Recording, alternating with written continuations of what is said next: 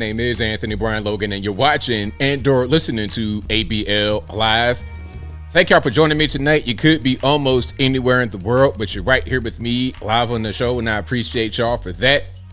We got a whole lot going on all over the internets, all over mainstream media, social media, everywhere, and I don't know where to start. First of all, the criminal, crazy, ridiculous pizza driver crashed out, ruined their whole life, ruined others' lives, all over a $2 tip for a box of pizza. We'll talk about that a little bit more a little bit later. Also, speaking about violent crimes, you got a group of quote-unquote kids. Well, they said teens, right? You know that's code word for a 12-year-old is a teen. But anyway, a group of teens, quote-unquote, robbed a man on Christmas night. They got shot. At least 3 of them did. 3 out of the alleged 5 got shot. They survived. Fortunately, unfortunately, whatever. But we'll talk about that a little bit more a little bit later. Also, homelessness in the United States has risen by 18% in 2024. Now, I think we all know some of the reasons why.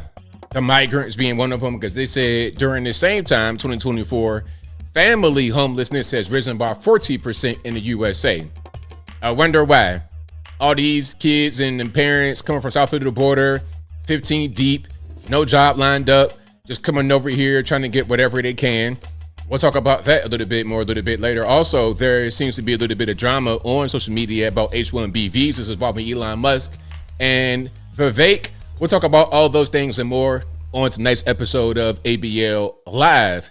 And thank y'all again for being here. You guys are the best audience anywhere on these interwebs. If you like what you're hearing so far, if you enjoy the content in general, please give the video a thumbs up. Like the video, share the video, do all that good stuff. That'll help me out tremendously. Alrighty, we got a whole lot going on. Shout out to you guys. I appreciate y'all. You guys are the best. I want to thank y'all straight from the beginning, and I want to thank my editor, Monique. Shout out to Monique Price if you're watching. Thank you. I knew once we started doing videos that it was going to be a smash hit. You guys may have seen my the story I told on live about the guy that was removed or deplaned from the flight, and I had to kind of jump in a little bit. If you guys saw that video, let me know. If you enjoyed it, let me know. And to give you a little bit of inside baseball about that video, about the Frontier Delta story, as I was watching what she made with the edits, I was blown away. I was like, wow, this is going to be a great video. I know you're going to enjoy it. And we got a whole lot more like that coming. Oh, yeah, we got a whole lot more like that coming. A lot more videos that's edited differently. Just something different, something else. You know, I'm going to always keep doing what I do as far as the news updates, the live and everything. I'm going to keep the same things the same way, but I'm going to add new things, different things, because why not? Why not? Why not try new things? And if it works, and if you guys enjoyed it, I see some in the comments says, great video, loved it, enjoyed the video was good, the video was fire. Thank y'all. Yeah, we're going to do a lot more of those, and y'all just look out for it. So 2025, like I'm already putting things in motion. You know, people have resolutions for the new year, and that's always a good thing to have goals. But I try to start them ASAP rather than just starting it on one particular day. So already got things in motion. 2025, we got a lot of ads and stuff coming in. We got the new kind of videos. We got Uncle ABL. There's so much I want to say on Uncle ABL because I'm seeing some of the most ridiculous things being said on Al Gore's internet. Shout out to CGA for that one. So many crazy things being said, I got to jump in and just be the unk. The way I've been my whole life, pretty much. I've been the unk. So, yeah. Shout out to you guys if you appreciated that video, if you enjoyed it. I'm going to do a lot more just like that. People keep telling me, lean more into the comedy, lean more into the funny. I have no problem doing that. I tell jokes all the time. That's just my nature. I'm always laughing and joking and having a good time. So that's what we're going to do. Shout out to you guys again for being here. You guys are the best audience anywhere on these interwebs. Yeah, I see you, Monique. Monique says, that was probably the best video I've ever edited. It was a pleasure. Thank you. Hey, Monique, I was watching it. You sent it to me to review it. I was watching it. I was blown away. I was like, and it was crazy. You got so many details, like driving down 75, the view behind my head is like, that's me. My beard was pretty accurate the way it was cut. I was completely blown away. And the guy that you used for the drunkle was very close to how he looked in real life. Very close. If he was like a little bit more dark skinned, like even down to the kind of shirt he had on, his appearance, that was him. You got the drunkle pretty much down pat. The flight attendants, the pilot, all of that, you nailed it. Just from my description and being able to paint a picture, you were able to take that and translate it into video form, which was fantastic. So shout out to you. It was amazing. And the comments, people were loving it. People were crying, laughing on Instagram, Facebook, YouTube. The comments are raving. So yeah, we're going to do a lot more of that.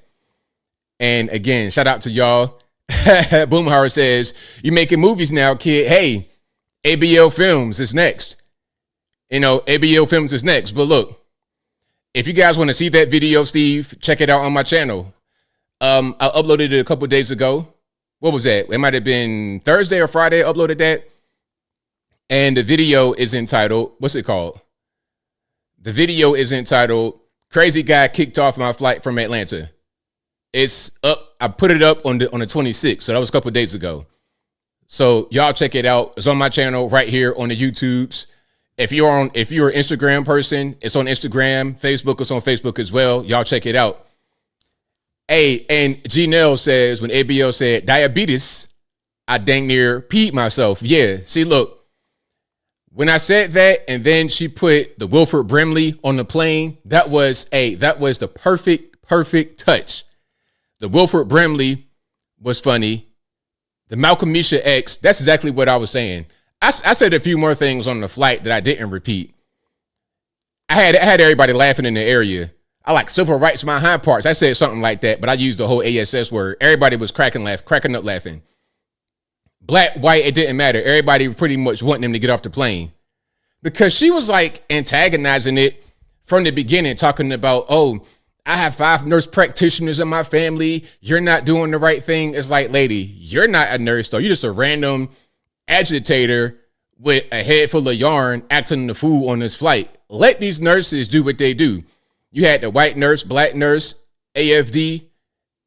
Everybody was black on the flight except for the one white nurse, but it was 2 other black nurses that was right there. Let them do their job and sit down and be quiet. So the captain probably, or the pilot, whatever, kicked the guy off for being high on fentanyl or whatever he was on, had to get Narcan, kicked him off, and then kicked the defender off for antagonizing the situation after it was over with.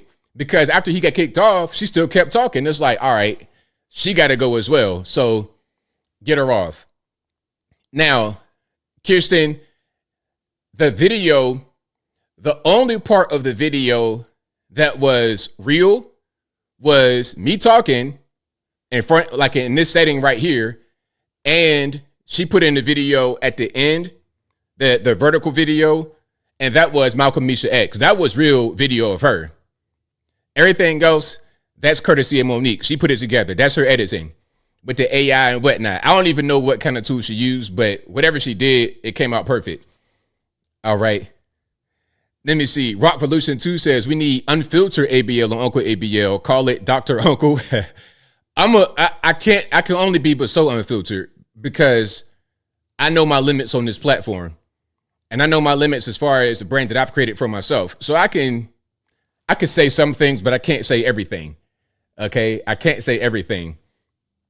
It was funny talking about speaking jive. Ain't no such thing called jive. It's just a matter of his accent because it's a regional thing. I could say certain things to somebody from Virginia and they understand it, but I could say something to a black person from California. They have no idea what's going on.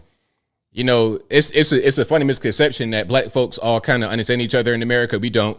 The New Yorkers have no idea what the Atlanta guys are talking about. But I can understand both. I can understand the New York, oh, yo, what up, son? What up? I can understand that. And also the Atlanta, hey, no, you know, they're talking choppy little sentences.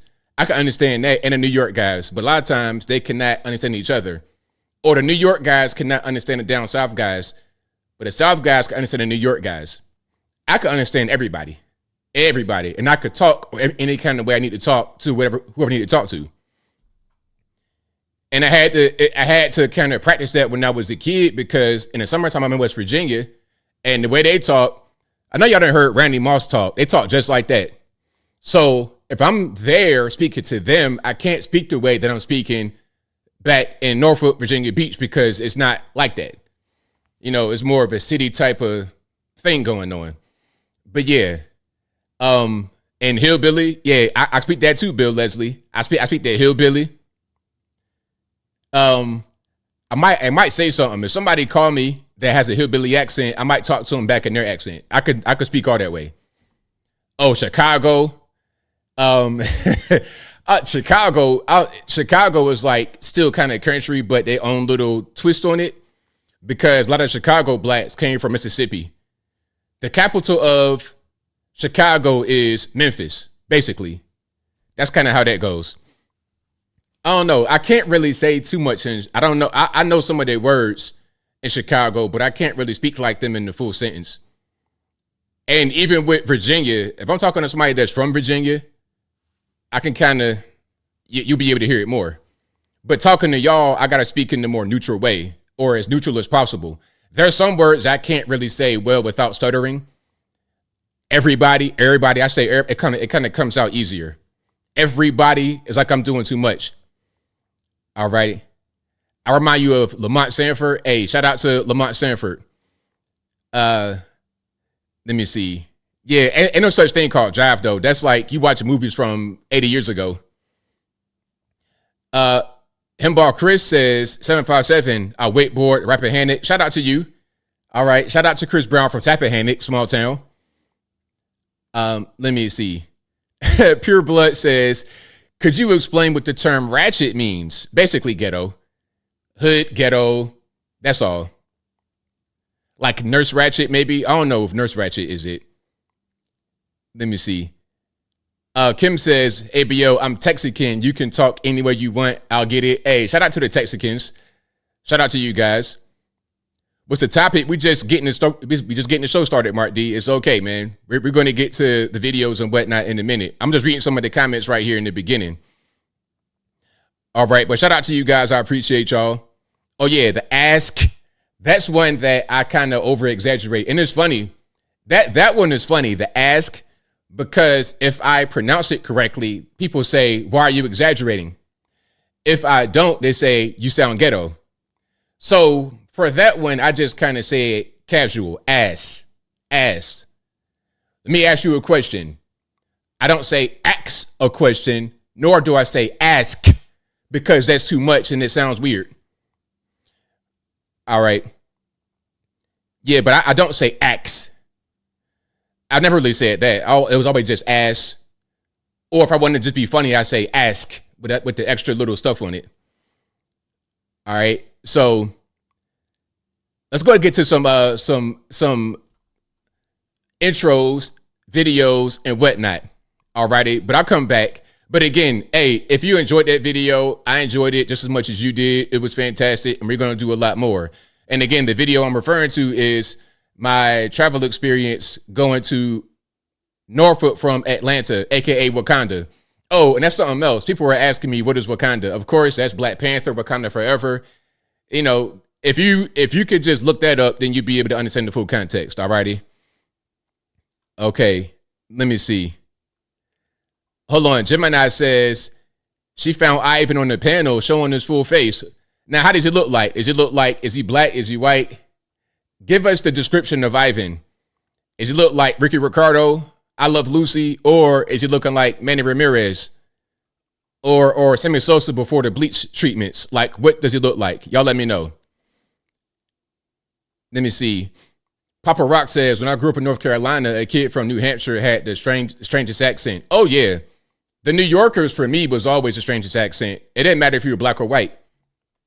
Black New Yorkers had their own accent, and the white New Yorkers, let you be a Jewish person, like a Jewish kid from New York. Hi, well, how are you guys doing? It's like, what in the world is this? This howdy doody. What in the, hey guys, I can't even do it. It was just really exaggerated. You're talking like Fran Drescher, and you a 12-year-old sounding like Fran Drescher, a 12-year-old male sounding like Fran Drescher. That's how they sound. It's crazy. It's like, man, turn that accent down a little bit, just a couple notches. All right, you on a 10 right now, dial it down to a 7 at least, because you're just doing way too much. I can't even do that one. It was so random. I was just like outside somewhere, outside of my neighborhood, and the person was talking, and it was real loud, and it was squeaky, but I could tell they're from New York. You might as well pretty much put on a New York Yankees outfit and throw the first pitch every game. That's kind of how you sound. Anyway, hold on. Boomhauer says, ABL say Norfolk and Suffolk. Explain how that comes out sideways. I can always tell when somebody's not from Virginia if they say Norfolk. That's not how you pronounce it. It's Norfolk. Norfolk. It's like you're doing too much rolling with your teeth in your mouth, man. Just say Norfolk. You're exaggerating it too much. And I think even the British people don't say Norfolk. They say Norfolk. Suffolk as well. They say Suffolk. You're doing too much. All right. Now, the New Yorkers is different. If you like from a hood area in New York, you'll sound one way. But if you're not, you sound like middle America, no accent. It's weird. All right. Oh, yeah. In Chicago, the Chicago old school white guys sounding like Joe Pesci and whatnot, the Italians. Yeah, it's a bunch of cussing and they just sound like really rough. Really rough. All right. Okay. And the Nigerian accent, I'm going to tell you why I started doing that. I used to watch a lot of African stuff on YouTube. I still do. I used to watch Dr. Damages, Sahara TV. Yeah, I used to watch some of that. And I watched some of the Nollywoods. Nollywoods are pretty funny. So I watched a lot of that.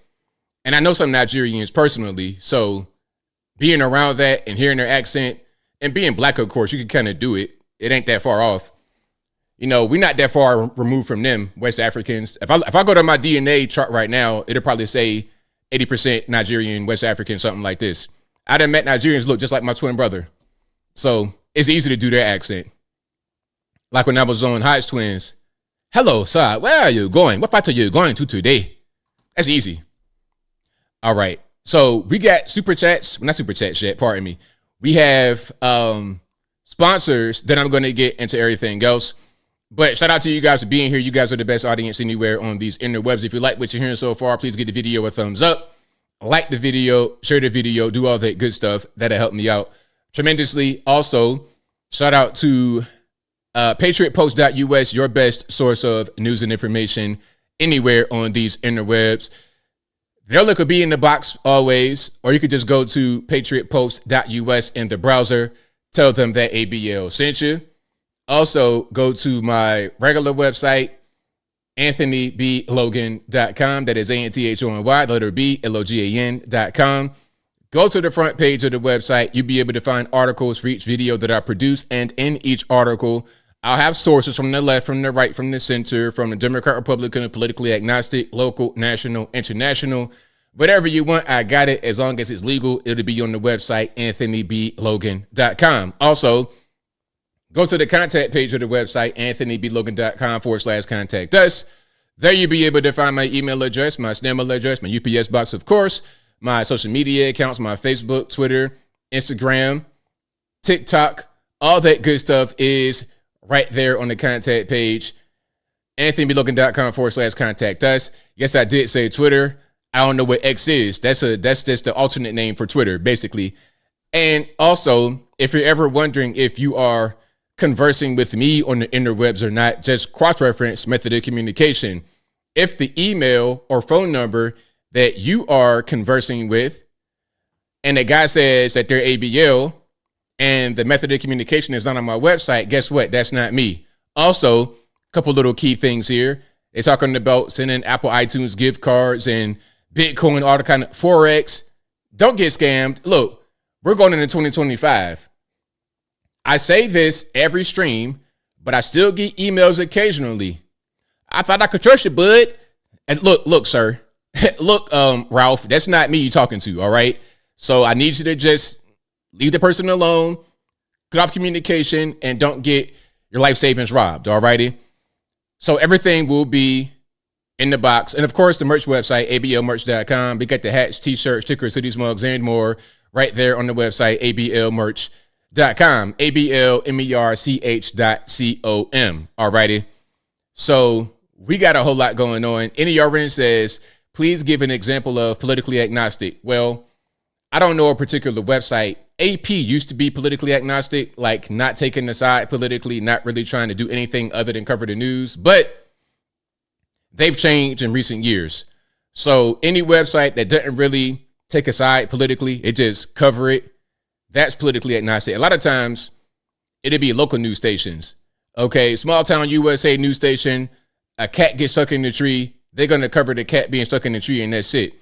New York City, cat stuck in the tree because Donald Trump became president and he got scared and the world's coming to an end and fascism drove that cat up the tree. That's how they are. I'm exaggerating, but not really that much. All right. So shout out to y'all for being here. I appreciate y'all. Let me see. I'm reading some of the comments here. I am reading. Somebody said something about blue sky. Yeah, never. Yeah, I don't really like those kind of platforms. I hear they got a little issue with something over there that I don't know when they get into. All right. Max says Trump lies every time he opens his fly trap. I could tell when somebody watches TV too much. And you know what? One thing that I have discovered is maybe I'm kind of weird. Maybe it's just me, but I don't watch TV. People, you go to their houses, you got the TV on in the background loud all the time. And it's just like on CNN and MSNBC, you don't really realize how much you're being programmed. I can tell when somebody watches TV all the time because they say things that come straight from the television. When you don't have that kind of noise in the background, poison in your mind, subconsciously, you're less likely to repeat what they say. And this is part of the reason why I don't watch other YouTubers that talk about politics. Not because they're bad and they say bad things, but because I don't want what they say to influence my thought pattern. So when I'm talking, I don't write any scripts or anything. I just kind of talk.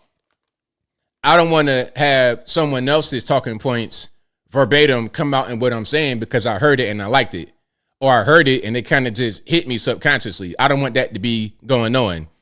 All right. Hey, if you got YouTube on TV, that's something different. But if you have like cable, the mainstream media outlets, they spend a lot of money, billions of dollars to figure out ways to manipulate you through their advertising, through their programming, through everything. You're going to see astroturfed terms. Trump's a liar, Trump's tax returns, Trump's sexual assault, Trump this, Trump that, Trump 24/7. So if you're watching or listening to that programming, you're going to be programmed. That's why they call it programming. It's very simple. So whenever I come on to YouTubes, I give you things that are true. I give you factual information, and I always encourage you to do your own research.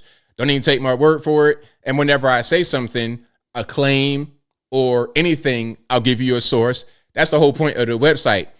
That website makes no money. I'm paying $600 per month just for the website, just for you guys to have it as a resource, as a tool. So you could disprove me. I want you guys to prove me wrong if I'm wrong. But I'm usually not because I do a lot of research before I say something. And if I am wrong on the rare occasion, I'll admit it. Okay. So shout out to you guys. We got a whole lot going on. Let me see. Now the H-1B visas, I'm gonna get to the H-1B visa, but just right quick, the H-1B visas, I think that was kind of a misdirection by Laura Loomer, because really the whole argument over H-1Bs that became a thing, that became a news story, it started with Laura Loomer on Twitter. And then you got other people that's in it, Milo and whatnot, and a lot of these weirdos, the Groypers, a lot of the Nick Fuentes acolytes. And by the way, Nick Fuentes is gay, and I don't understand how anybody can't see it. Look, Nick Fuentes, if you're gay, that's fine, man. I'm not hating on your personality. I'm not hating on your personal life. If you like the men's, that's fine. That's your business. That's not my business. I don't live that lifestyle, but if you do, knock yourself out. If you, and man, you flew up from Australia, listen, Nick Fuentes, if you can hear the sound of my voice, if you and the man you flew from Australia who plays with these toys on stream, these gay toys on stream, if you catch my drift, if you and that man you flew out from Australia who you went on a date with and streamed it are having relations, that's your business. But don't say, oh, well, homosexuality is dirty, all this, that, and the third, when you're clearly participating in it. And your followers, you don't see what's going on with this guy? Or maybe you don't care. I don't get it. But anyway, people like that, his followers kind of chimed in and made it be a thing. Elon Musk made the mistake of responding to people on Twitter. So you took what basically is a social media argument that doesn't matter at all and made it be a big news story.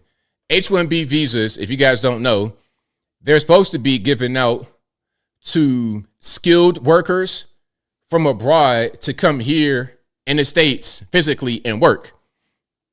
Now, the cap is $65,000 per year. However, certain organizations are exempt from the cap.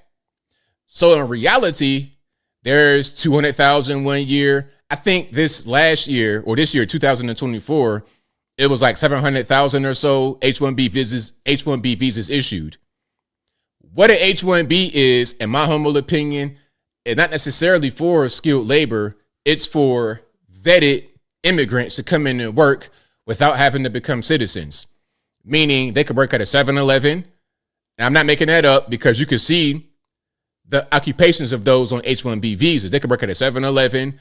They could work anywhere. They could do big tech stuff, but a lot of the big tech stuff they do is not highly skilled things. You're talking about base level stuff.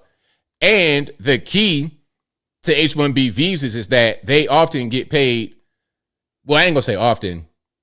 They usually get paid less than a regular American worker doing the exact same job. And these are jobs that Americans want. These are pretty high paid jobs sometimes, except for the lower stuff like what a lot of them are coming here to do. If you're talking about a high paid job in tech, the H-1B person and other visas as well do the same thing. They will make less than the American citizen. So what happens is when you flood the country with all these aliens from the border, H-1B visas, when you do that, what happens is you kind of undercut the American worker. Then they say Americans don't want to work. But check it out. We've always worked. Okay, let's bring up slavery. Let's bring it up, elephant in the room. What did we do during slavery? Nothing. We worked. And you could be black, white, whatever. We worked. The country at one point was 90% agrarian. We worked. But the government has done certain things to kill work and to kill the ambition of the American people. NAFTA, the Rust Belt. What was the Rust Belt? We worked. Auto, steel, we worked. Those jobs are gone. They go overseas. The jobs that remain, very low pay. Okay, how do we get an American to frame a house for $10 an hour?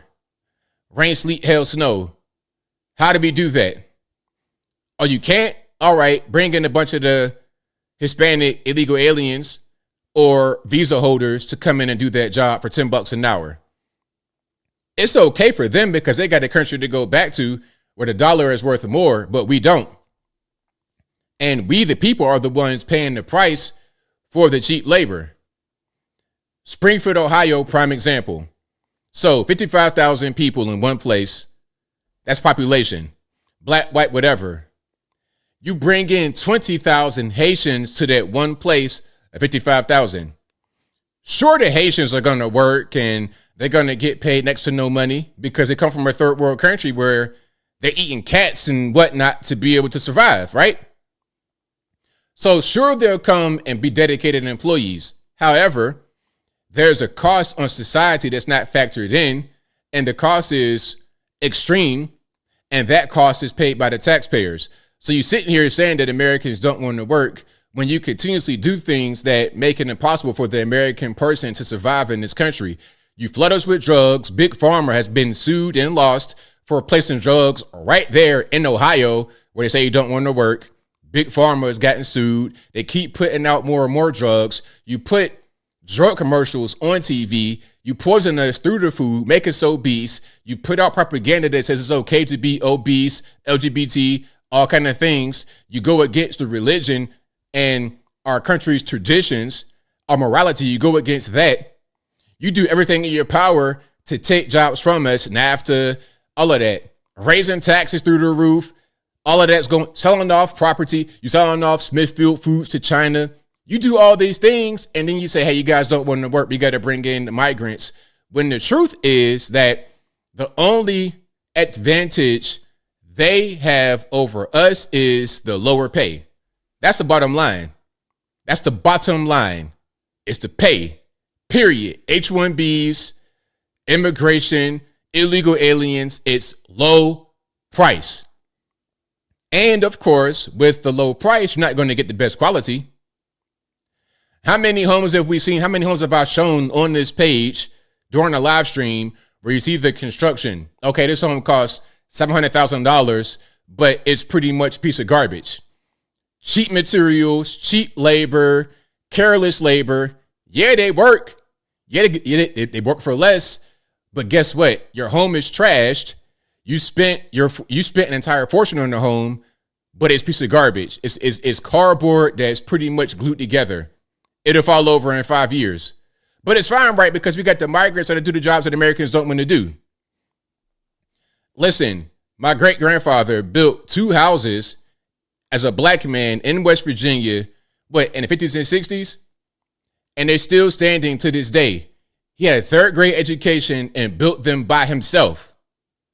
Built them by himself. Plumbing, electric, all of that. But all these illegal aliens from south of the border build a house that costs you $1 million and it falls over in 5 years. So are we getting the best labor? It's all about making money at the end of the day.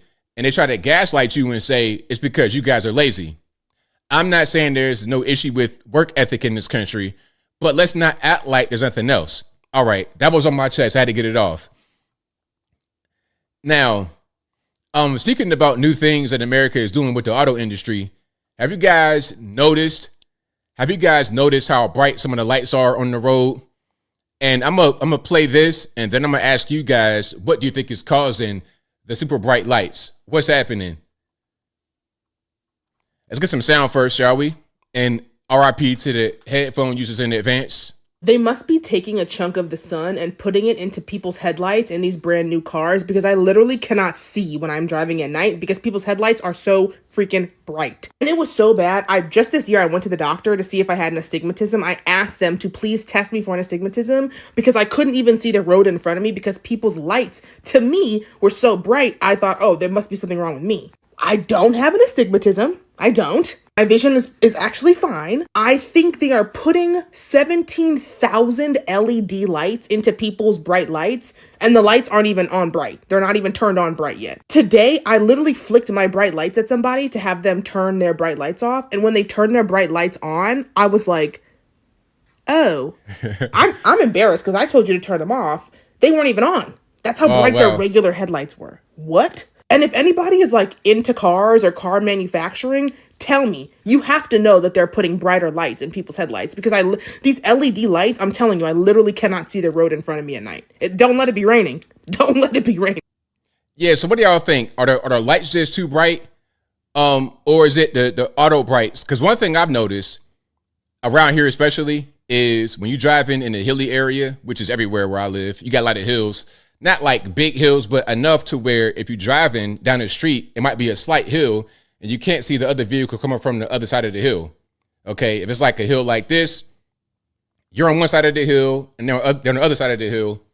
You guys cannot see each other because you're down in this area, right? Once you get to the peak of the hill, if they got auto brights on, they're not going to shut off right away. So you're blinded by their brights. But also the regulars are bright as well. So is it the LEDs? Okay, you got LEDs. I like LED lighting because it's cheaper. It uses less. It's more efficient. Back in the day, you couldn't leave lights on in your house because it'd run per power bill. But now they pretty much ship electricity But on the road, I don't know what they put in the LEDs. I feel like they can make the LEDs a little bit less bright. That's what I feel like. But hey, y'all let me know. So what did they have before? Was it the incandescent? Like, what was it before? LED headlights and fog lights. Yeah. Okay. Yeah, they are adjustable. That's right, Tony. Headlights are adjustable. And my truck, an F-150, you can adjust it. You can adjust the height of it as well. The actual height of the light you can adjust, which is pretty interesting. Yeah, but those lights are really bright. Maybe people just can't really see as much, so that's a thing. They're for safety. But if they're for safety, how is it safe if I can't see the actual road because your lights are too bright? Just drive during the day, right? Yeah, don't drive at night. Don't drive at night. Yeah, SUVs and trucks, yes. The color of the light as well, I think so. That's probably it. All right. Now, speaking about vehicles, have you guys seen the Waymos, the self-driving taxis? I don't know about getting in a self-driving vehicle. I'm not really confident with that yet. I think that if I'm in a self-driving vehicle, I want to be the one driving it. I don't want to have it to where it's like I'm at the mercy of the vehicle. Okay, I didn't see movies. You know, I watch the occasional movie every now and again. And one movie I saw, or it might have been a TV show or something a while back, the car kidnapped the guy inside. We're not going to where you want to go. You're going to where we want to go. It's like, what? I got to go to wherever you're taking me, car? I think not.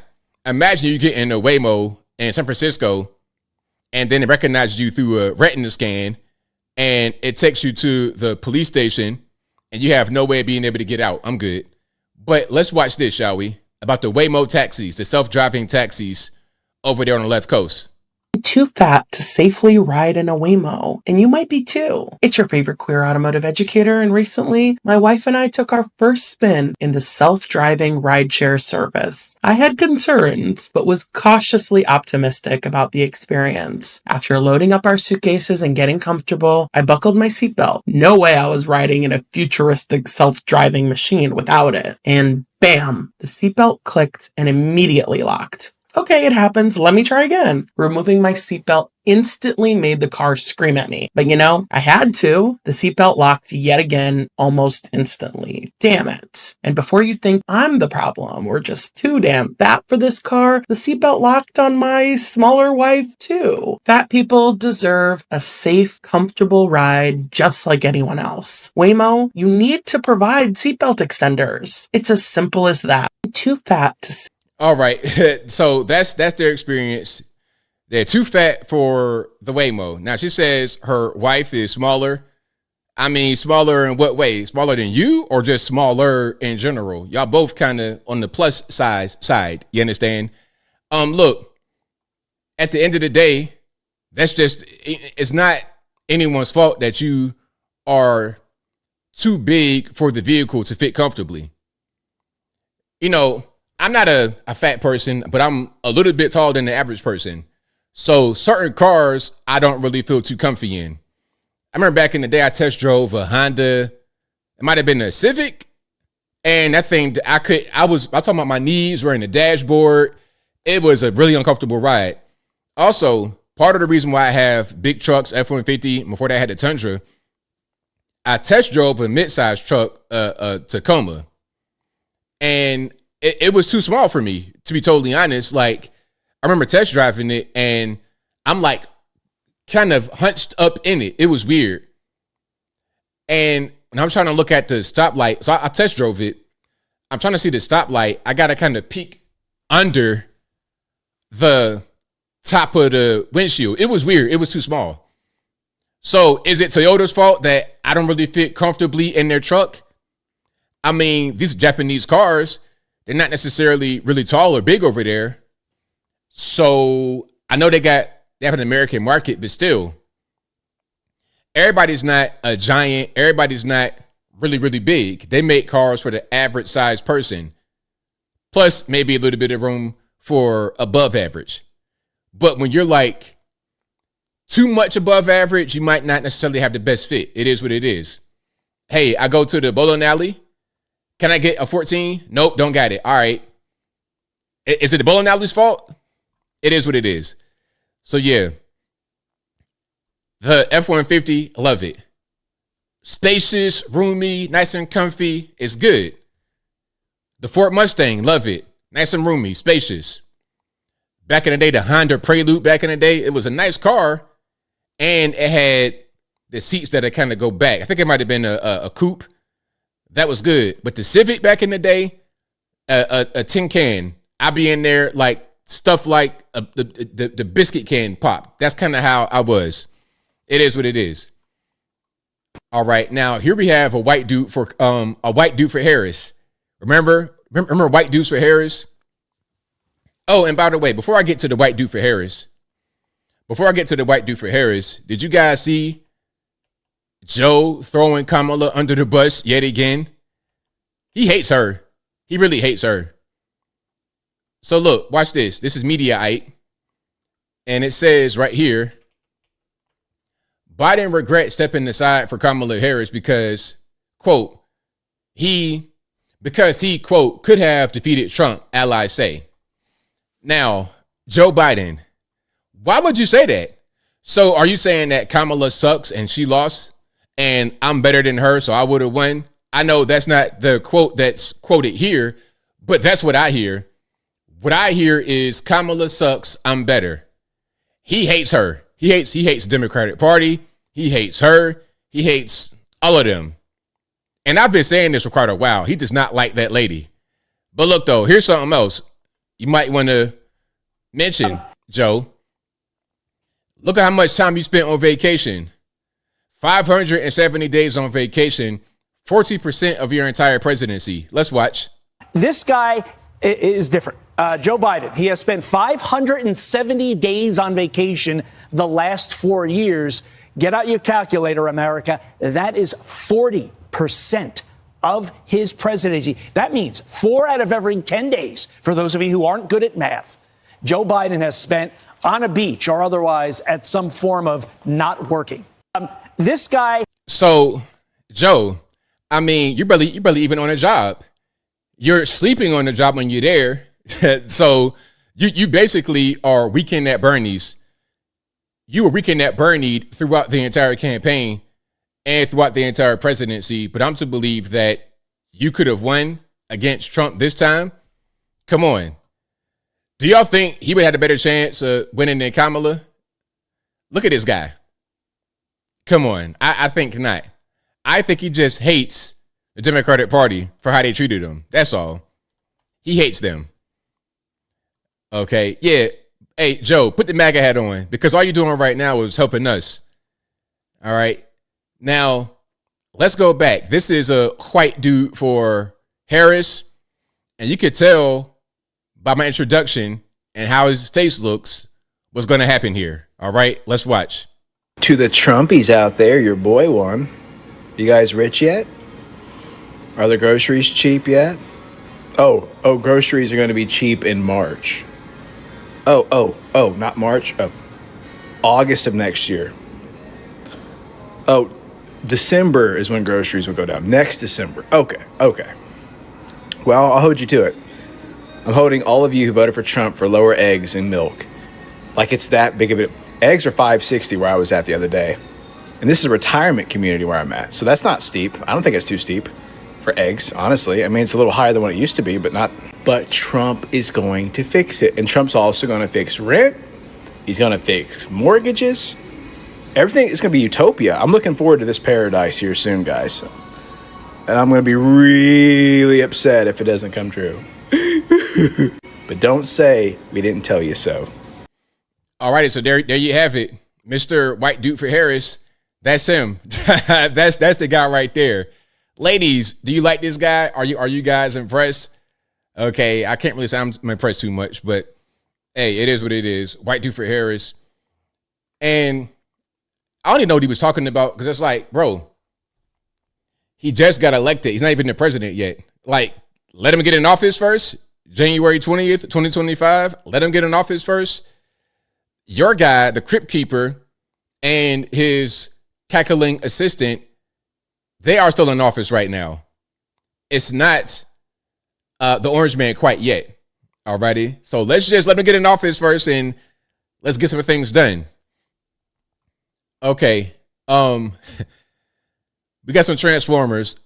Do I want to play some of this? I do want to play some of this.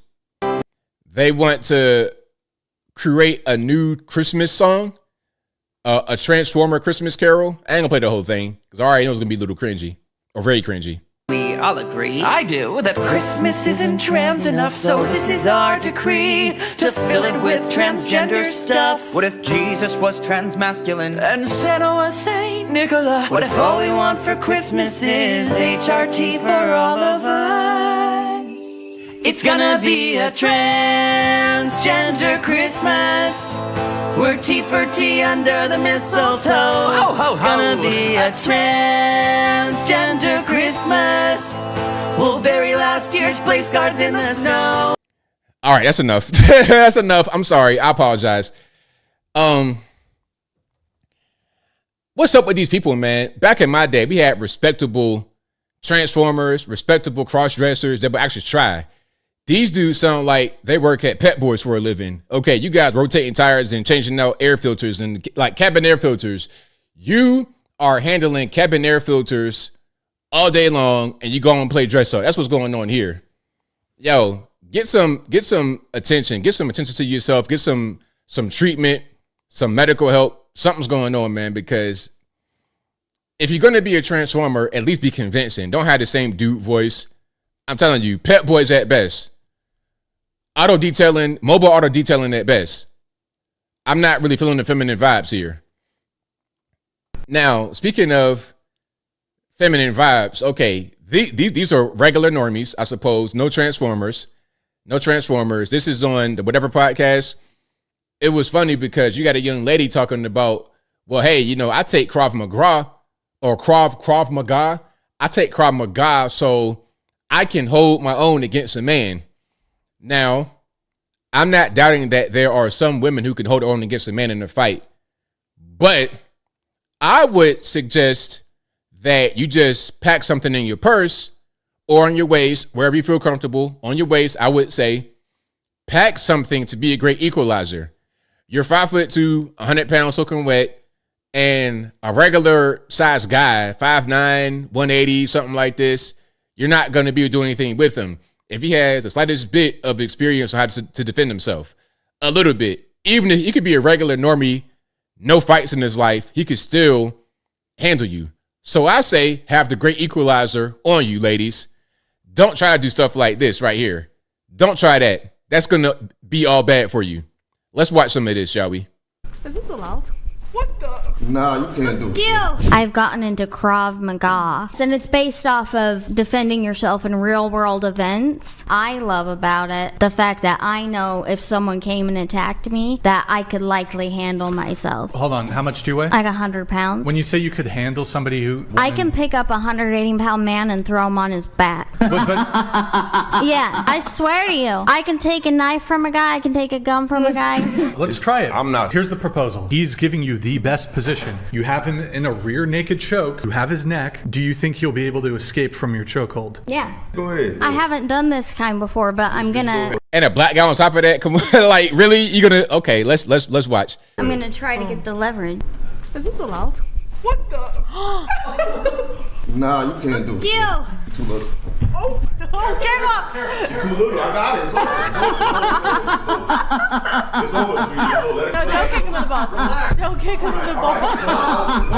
It's over. Stop. That's pretty much how I felt right there. It's like, lady, lady, I understand you got your, hey, nothing wrong with taking self-defense classes, learning martial arts, being physically active, okay. But we gotta be a little realistic, okay? If you want to defend yourself against a man and you're a young lady, get the great equalizer.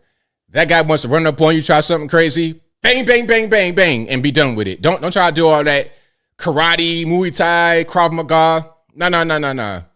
I got one move right here. That's one move. That's it. That's all I'm gonna do. All this, and for real, even me, I ain't doing no wrestling in the street. Don't touch me. I'm not bothering nobody. I'm minding my business. I ain't doing no wrestling. You want to wrestle? I don't want to wrestle. I'm going to do something else. That's how I feel. So the moral of the story is use your weapon. Second Amendment rights, please. Matter of fact, hey, in addition to your karate training, let's do some range training. Let's do that. When you leave your Zumba class, Muay Thai, when you leave that, go right to Bob's gun store and go to the range and train with that. I think that might help you a little bit more in a real world situation than the what's my man's name? Taibo. Yeah. That will help more than the Taibo. Alrighty. Shout out to Billy Blanks. But anyway, let's keep on going. Liberal freak out. This guy went to a pride parade to ask the LGBTQ if they condemn parents that would transition their kids at a young age. Just want you to say that at 3 years old, a child should not transition. Tell you what, why don't you drop to your suck my Whoa, whoa, whoa, whoa, whoa, whoa, whoa. With him filming it, then I'll say it. So you can't do it? I can stand here and get it. That's so disgusting. Like any kind of pride parade. Listen, if you take your children to a pride parade, really, children should not be allowed at a pride parade or anything like this, because ultimately, when you dig down to the bottom of it, it's just a fest for this kind of deplorable behavior. That's all that it is. That's all that it is. It's nothing more, nothing less. LGBT dudes, that's what they into when they out there like that. Not all, but when they out there like that, that's what they're into. Okay? So, moral of the story here is do not take your children to that kind of environment where those kind of people are. Yeah, that's all that's on his mind. Bless, it's all that's on his mind. He don't care about nothing else. They'll tell you, oh, it's about our rights and we want to be seen and we're like everybody else. Nah, they're just real freaky. And that's what they want to do. They want to be freaky all the kind of way to the maximum. And that's why they want to start to bring the kids into it to normalize it, to have the kids be exposed to it so then they're able to get turned out. Because they can't reproduce themselves, they have to indoctrinate your children. That's why, and you know what? Part of the reason why K through 12 is bad is because the LGBT have infiltrated and then they have imposed their own will in a certain extent. That's why they got these crazy books in the library. You got the Triple OG. Shout out to Pastor Amanchuku. He's out there reading the books and he's getting kicked out of school board meetings. It's like, well, why are you kicking me out? I'm reading the books you got in the library. So if you're going to remove me for reading the books that are in your library, then why are they in the library for kids that's 8 years old to read? It makes no sense. All right. Now, have you guys seen the Chipotle customer that attacked an employee over a wrong order? Have you guys seen that? Well, I have a video of that, and I have the assaulter responding, explaining why she did it. Okay, so first things first. Yeah, that's something else. That's where monkeypox came from. Hey, before we get to that, that's the exact reason, the LGBT clip, that's the exact reason why monkeypox happened. And remember, they came out and said, monkeypox is an STD spread among gay men. Before that article came out for NBC News, they were trying to make it be the next COVID. Once that came out, it vanished. Like it was never there. Why did it vanish? Because the reality is that this is a disease of that community that's completely disgusting. But anyway, not all to the LGBTs out there that may be watching, but y'all know who I'm talking about. So don't act funny. Don't act funny. But here is a Chipotle crash out. Check it out.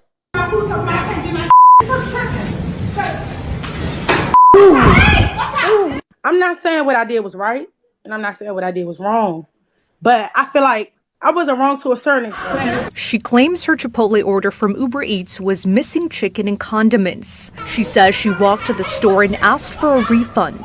Employees explained refunds are issued by Uber. She then asked them to remake her bowl instead, and they refused. claiming her ticket did not say double meat. She claims they took her original order and refused to give it back. That's when she went behind the counter to make her own burrito bowls. She claims she was assaulted first by the male employees. I was mad, upset, but to me, I'm a man. I can't hit a female. So I walked away. I understand you cannot go behind the counter, but once my food was taken, it was like you're taking my property. I do apologize. I feel very bad that it had to end that way and that he got assaulted. But again, it was only men that came and assaulted me. The woman tells me she did not get a refund from Uber Eats, but she did walk away with one of those Chipotle bowls that she made. It's unclear at this time if she will be facing any charges. Oh my Lord. Why is it always us doing this? Look, people like that I don't associate with. I don't any black person acting like that I don't associate with at all. Point blank period. I just don't do it. And we're not all like that. This, when I was on Highs Twins and I say, I like black women, I date black women. I don't mean her. I don't mean these animals like this. You're going to go behind somebody. Okay. You went behind the counter at Chipotle because the order was wrong. Is it that serious? I mean, you know what? If it's really like, you willing to risk going to jail over how much money? How much money? Think about it like this. Okay, you ordered a bowl on Uber Eats. You're paying more for the bowl anyway. You could have just gone to the place and had them order it right there or make it right there, and it would have been no problem. You order on Uber Eats. You don't know what happened with your food in between Chipotle and when it came to you. The person who picked your order up could have eaten the chicken himself. Or it could have been a mistake. Mistakes happen. It's okay. For you to go behind the counter and then act like you were right to go behind the counter and then say, oh, they attacked me. You had no business being behind the counter at all. I hope you get locked up. And you know what happened? Here's what happened. They'll say, oh, well, she didn't know any better. She's not really the smartest knife in the low IQ, so we're going to go soft on her. No, don't go soft on her. You got to go hard because people think they could just do stuff like this and get away with it. Go hard, make it be a serious punishment, make an example. So others will see it and be like, you know what? I can't go behind the counter and crash out because my order was wrong. Hey, you got a problem with the order? Really, for real, if your order is wrong and you got it from Uber Eats, you should just take that. That's your fault. Go get it yourself if you want to make it right. I can't believe she got on TV and try to justify it, talking about, oh, well, they attacked me. Ma'am, you're behind the counter making your own food and you don't work there. I mean, oh, boy. Good night. Like, what in the world? See, look, that right there. See, can we go to the story about the lady that crashed out over the tip? I mean, matter of fact, hold on. We have a couple more Uber stories. Uber Eats, DoorDash, all that stuff. Matter of fact, here's what I want to say about those delivery services. This is what I was saying on my video about this earlier. I have never used any food delivery service to bring food to my house. I used it one time when I was in Washington, D.C. And as I was saying before, I'm at a black conservative event, Turning Point. It probably was 2019. We're all in one hotel downtown D.C. I come downstairs in the morning, 8 a.m. People got IHOP. I'm like, how you do that? Where you get that? And they were telling me, oh, this is Uber Eats or DoorDash, whatever it was. I'm like, what's that? It's 2019. I don't know what DoorDash is because I don't use those apps. And they explained it to me, oh, you could just order food on the app and they'll bring it to you from restaurants that are nearby. I'm like, bet, let's do it. So I tried it out and I got a Chick-fil-A chicken sandwich from Uber Eats. And you know how on the app you can see when it's coming to you, you could track it when it's coming, kind of like the way the Ubers are.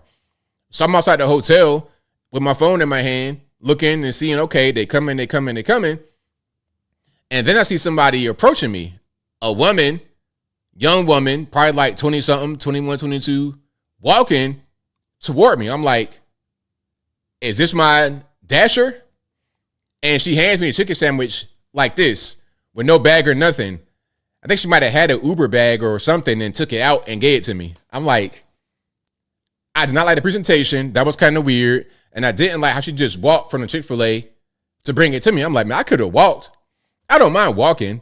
It was kind of weird. I didn't see the purpose at that point to use an Uber Eats or anything like that. And I'm the kind of guy that I would order a pizza and pick it up myself. I'm that kind of guy. I've been like that. Dad was the same way. I never seen Dad go through a drive-through. He would always go inside of a McDonald's, whatever it was. He would always go inside. He would always pick the pizza up and bring it to the house. No delivery would come to the house at all. So I've always done that. And here's something else. You know what I don't want? I don't want anybody, any criminal coming to my house, because on these apps, what's the vetting process?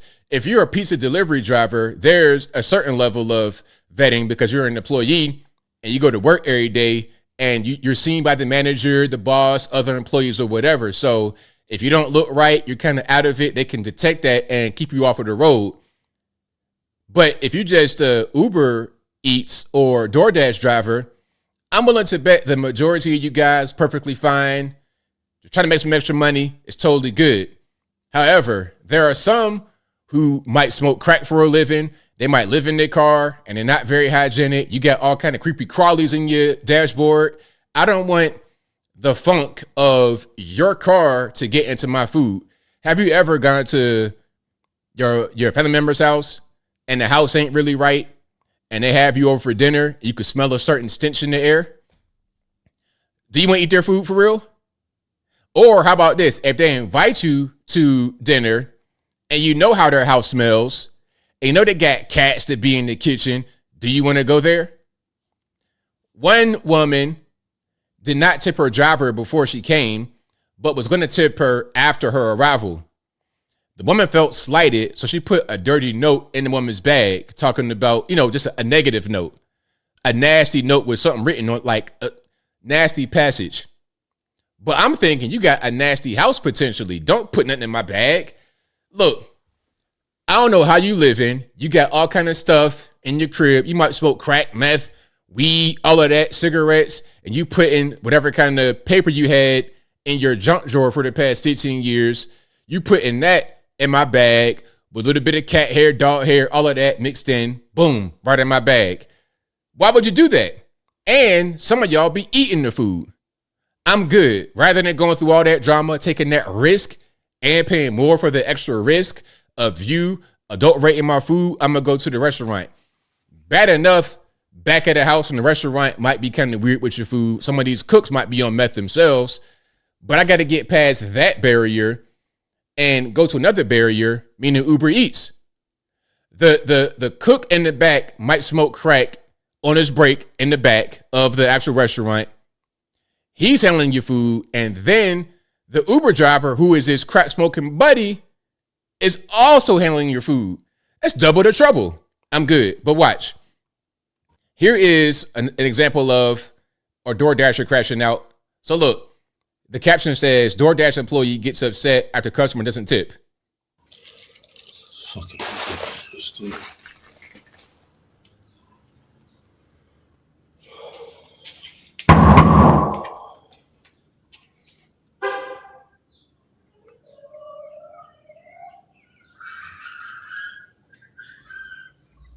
Man, no, the police knock and calling me.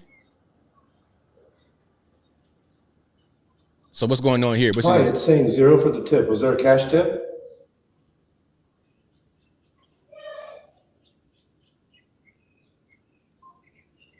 Loser. So the police knock on my door. No, we're not doing that. We're not doing that. We're not. No. Because now you're in the level. You're upset with me. So when you're upset and you're not thinking straight, you may do something that is dangerous to yourself and myself. So I don't want that kind of person to come to my house. That can end very badly. We got a lot of them, but I'm gonna just show two and then get to the other video. So this guy It says DoorDash driver assaults employees because they were busy and did not have his order ready yet.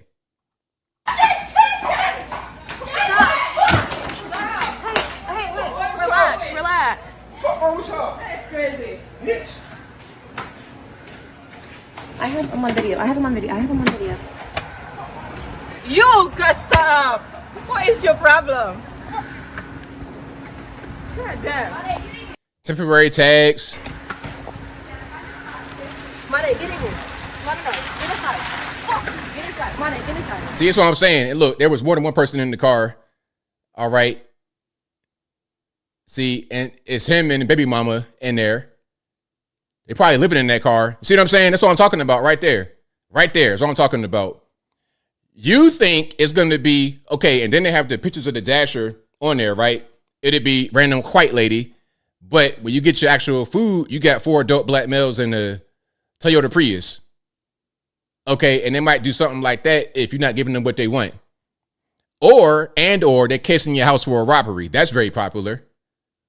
You got fake Uber drivers or Uber Eats, real Uber Eats coming to your crib. You don't know what's going on. As I was saying before in my video, I was outside of my house the other night and there was a guy driving slow, looking, man, the pistol almost got produced. I'm like, are you okay? Do you know, like, are you lost? But it was an Asian dude. Like I say, he looked like Gangnam Style. He looked like that. Okay. Glasses on, IT tech, Gangnam Style, something like this. You understand what I'm saying? Okay. He might be working for Kia or Honda. I don't know, over there. So he was a dasher, but the driving slow, looking. If you got 4, if the picture, and somebody said, why does it matter that there are 4 adult black males? If you got a picture of a white woman as your dasher and then 4 black males in the Prius show up, adult males, if you got 4 adult males in the sedan, that right there, listen, back in Virginia, if the police see 4 adult black males in a 2-tone Lexus with New York plates, you get pulled over immediately. Immediately you get pulled over if they see that. It don't got to be no weed smoke, loud music, tent, bad tags. They pulling you over on GP. Sir, you made an illegal left turn. They're going to get you. And they're probably right. If they pull that kind of car over, they're going to find some drugs, guns, something in there. But with like an 80% accuracy, they're going to find that. They're going to find that. But anyway, I digress. Let's look at this story here about the woman that was stabbed 14 times over a $2 tip. Meantime, covering Osceola County, we continue to learn new details about the suspect accused of stabbing a pregnant woman 14 times earlier this week over a pizza delivery tip. Brianna Alvello remains behind bars tonight for that stabbing. Washington Juana Munoz spoke with the manager of the pizza place in Kissimmee who helped authorities identify the suspect.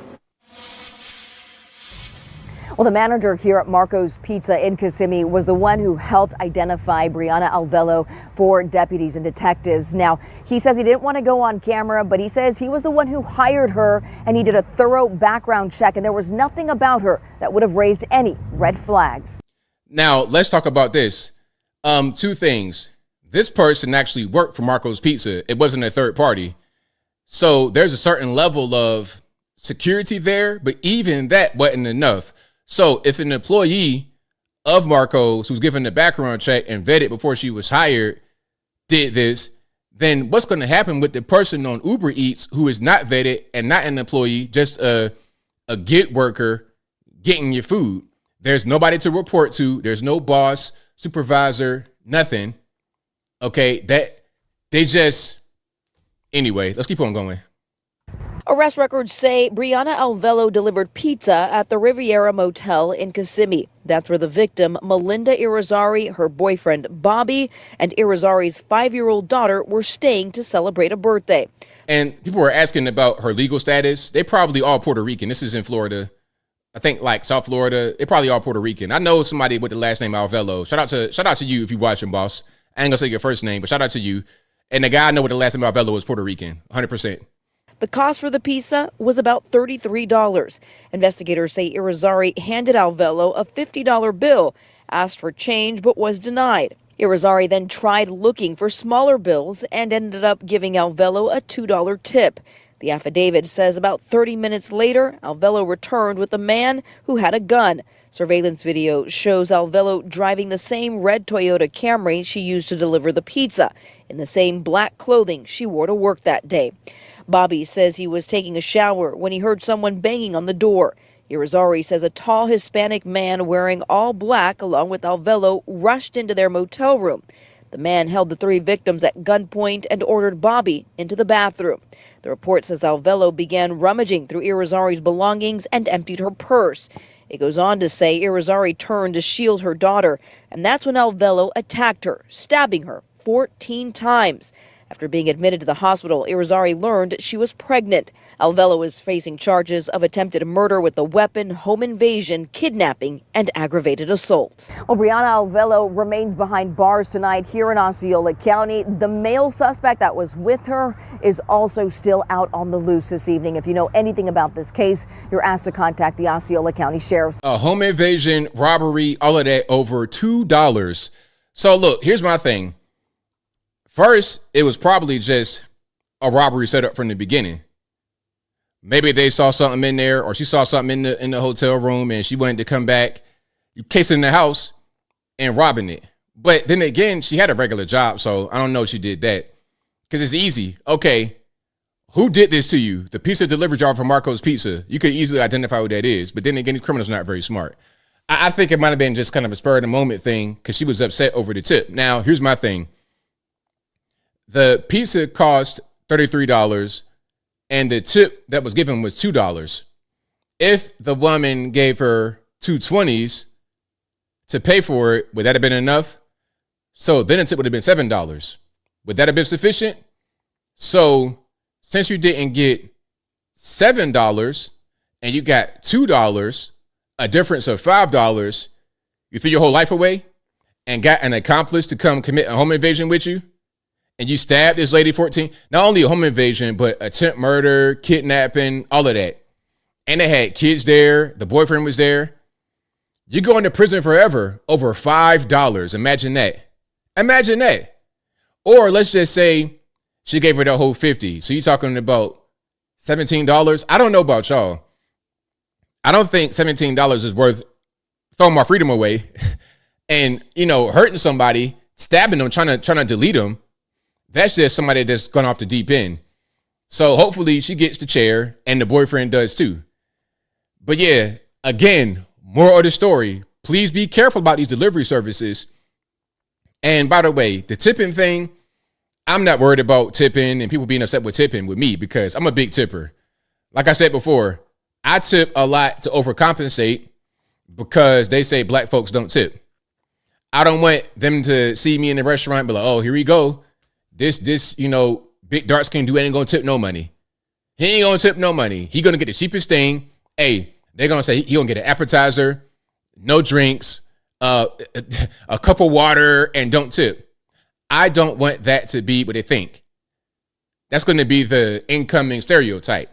And I know maybe I don't have to do all that because of what someone thinks, but I wanna just tell y'all, hey, it's not all of us that do that. A lot of us do it, but it's not all of us. So I'm the overcompensator, 100%. So you don't got to worry about that. But I still don't want you to come to my house because let's say I do tip a lot. Let's talk about that. Some were trying to empathize with the woman because of the low tip. Let's say I do tip a lot. Let's say I give you the $50 for the pizza. Now I'm putting myself in danger because you're going to see where I live. You're going to see my cars out front. You might even see inside my house as I got the window. I got the, you can kind of see inside a little bit. You might see that and say, hey, let's rob him. See, now I'm in danger because I gave you too much. If I don't give you enough, you still might do that to me. How about you don't come to my house at all? Don't come to my neighborhood. Don't come to my house. Stay over there. If I want to buy some food from you, I will come pick it up myself. I have no problem. And I'm so overcompensating that I will tip people on picking up food. I always do 20% tips when I pick up food. That's over the top, but that's me. It's okay. Anyway, let's go to Kamala talking about Kwanzaa. Do you guys celebrate Kwanzaa? Nobody I knew in my 100% black community growing up, wherever I lived, in this hood, that hood, everybody was black. Like I was saying before, to even see a light-skinned black person when I was a kid in my neighborhoods was rare. A light-skinned black person was like seeing a white person, which we never really saw. But anyway, Kwanzaa was not really a thing. We knew what it was, but nobody celebrated Kwanzaa. Everybody just was getting Christmas gifts, if they got Christmas gifts, and that was it. Your birthday, Christmas, that's it. Kwanzaa, all these other little random obscure days. We did do Juneteenth, but that was a family thing. It wasn't like a community thing. That was just like my dad and some of that side that would do that. Nobody else would do that. And nobody did Kwanzaa at all. But let's watch. You know, my sister and I, we grew up celebrating Kwanzaa. Every year, our family and our extended family, we would gather around across multiple generations, and we tell stories. The kids would sit on the carpet, and the elders would sit in chairs, and we would light the candles, and of course, afterwards, have a beautiful meal. And of course, there was always the discussion of the 7 principles. And my favorite, I have to tell you, was always the one about self-determination, Kujichagulia. And, you know, essentially it's about be and do. Be the person you want to be and do the things you want to do and do the things that need to be done.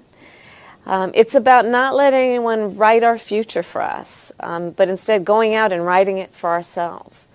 And that principle motivates me today as we seek to confront the challenges facing our country and to build a brighter future for all Americans. So to everyone who is celebrating, happy Kwanzaa from our family to yours. All righty. So I think that might have been early, like maybe 2020, said the Biden-Harris transition. So that might have been 2020, that time. So yeah, what do you think about that? Are you guys Kwanzaa celebrators?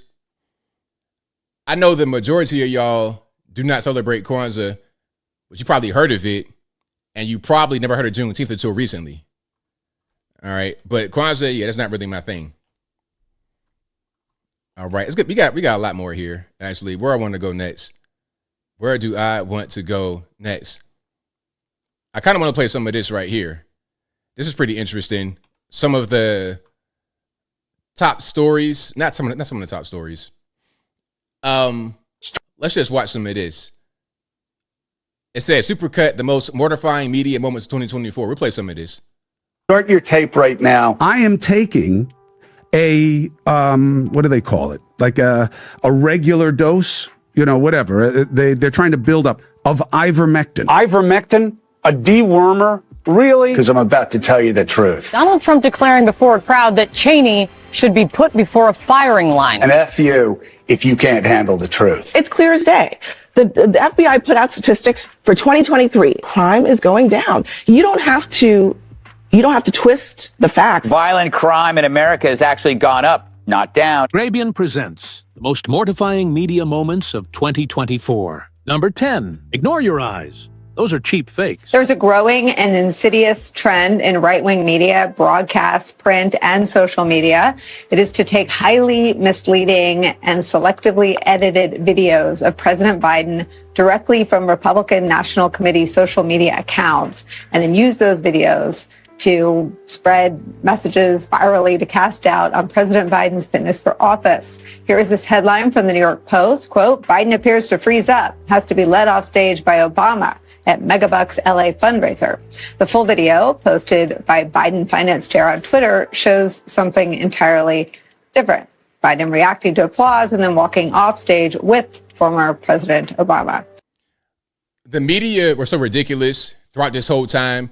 I mean, they've been bad for a long time, many years. It didn't just start being bad in 2021 when Biden came in office. But under Biden, they were especially bad. The gaslighting was off the charts. We can see a video, look right at it, and they'll tell us what we saw in the video did not happen. It's like, lady, I'm watching the video. I'm looking at it. You can't tell me it didn't happen. The full video posted by Biden finance chair on Twitter shows something entirely different. Biden reacting to applause and then walking off stage with former President Obama. It comes less than 1 week after the New York Post made a cover out of another piece of deceptively edited tape, calling him meanderer-in-chief due to what they claim was Biden walking away during a skydiving demonstration during the G7 summit last week. Biden was going over to congratulate one of the skydivers. The articles are based on cheap fakes, videos of real events that are intentionally manipulated to fool viewers. Cheap fakes. So they making up words and everything else. But remember this right here with the skydiver. Okay, so all the world leaders are gathering right here for the photo op. They're talking to each other. Everything else. Biden is completely disassociated. He's over there doing something else. He's over here. His attention is not where it's supposed to be. You can talk to the guy that did the skydiving after you do the photo op. That's what you're there for, Joe Biden. You got to have Giorgia Meloni, the prime minister of Italy, to come get you and to bring you back to where you're supposed to be. Again, we're watching the video. We can see what's going on, but you're trying to say we didn't see what we saw. Ma'am, I can literally see this. G7 summit last week. Biden was... Look, she had to go get him. Same thing that Obama did. Had to go get him. Going over to congratulate one of the skydivers. The articles are based on cheap fakes, videos of real events that are intentionally manipulated. That he is. Oh, here's another one. Let's go see this. I ain't gonna play the whole thing. Play a little bit. There's a lot of criticisms of Trump that he is bad for democracy, that he's bad for American democracy. Okay, we are a republic. We're a republic. We are not a democracy. Republic. We're not a democracy. I've heard a lot of conspiracy theories. I hear a lot of things out on the road. But to hear Americans, people who would describe themselves as patriots, say that America is not a democracy, that stopped me in my tracks. Okay, I got a little pop quiz for the chat. Is America a democracy? Yes or no? Very simple question. Are we a democracy in these United States? Y'all let me know. Last I checked, I thought we were a republic with a constitution. That's what I thought. Republic, constitution. We're not a Democrat. We're not a democracy. You are hearing people say America is not a democracy because there are people around Trump who want them to be saying that, who've been planting that narrative. Number 8. Beyonce is performing at the DNC. There are rumors that Beyonce might make an appearance. I personally think that that's true. Is the United Center going to be turning into the Beehive tonight? The Beehive is buzzing right now because the preparation for the Beehive, it has to start early. A donor confirmed to me that she's also hearing that Beyonce is en route. Beyonce is going to show up. Queen Bey. Breaking Beyonce news. Number 7. And then she didn't even show up. It was just a rumor. And it's crazy that she didn't show up because they paid her $10 million. All they got was just that one little speech in Texas. I don't know why Kamala's team had to do a rally in Texas and pay Beyonce $10 million to do it. That did not help you at all. You're not going to go to Texas and succeed.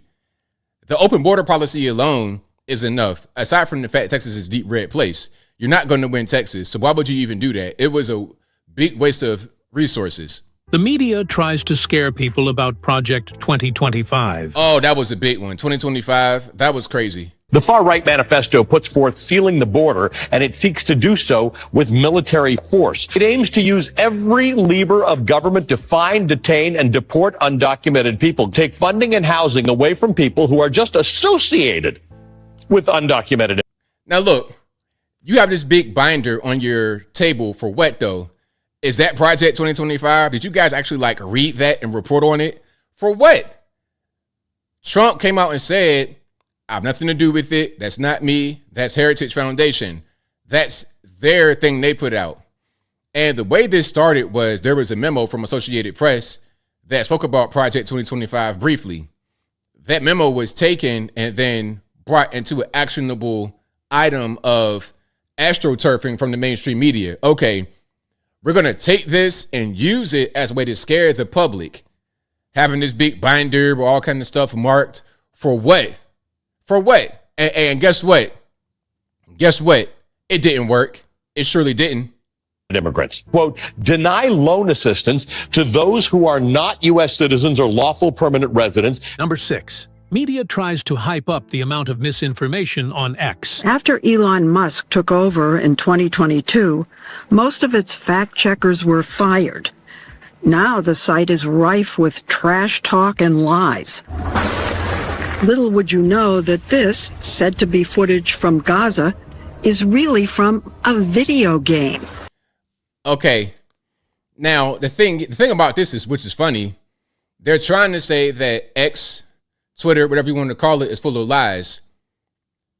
But the fact check that they are referencing is on Twitter itself. It's a feature of Twitter. They literally put the fact checking in it. You say, okay, they fired the fact checkers. Who were the fact checkers? Now you have a greater community of people, millions probably, that can aid in the fact checking so you get more accurate fact checks. Again, the media sucks real bad. Eventually, X users added a warning. What you mean eventually? That's the feature. That's the community, the fact checking from the community. That's a feature on the platform. Now, the mainstream media does not have that feature. And they told us the laptop was fake, Russian misinformation. They told us that, didn't they? And they still want us to believe it. We would have fact checked that, but they don't. Label. These are AI-generated images of, well, see for yourself. Did your research find that there was more misinformation spread by conservatives? Absolutely. X has turned into a haven for the spread of misinformation. Since buying the site almost 2 years ago, Musk's site has struggled to control it on topics ranging from the election to the assassination attempt against Trump. Number 5. Tim Walz is the best. J.D. Vance is the worst. Oh, yeah. They love Tampon Tim. They love Tampon Tim. Remember the whole he's weird thing that they did? That was crazy.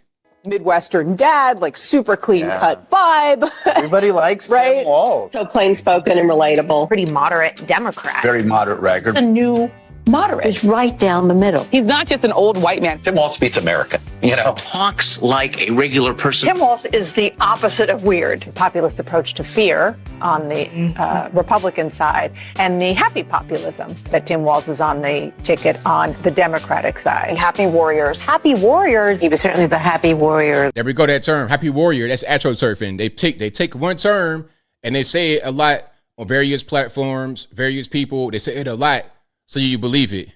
So if you're watching a lot of television, this will become your reality. Happy warrior.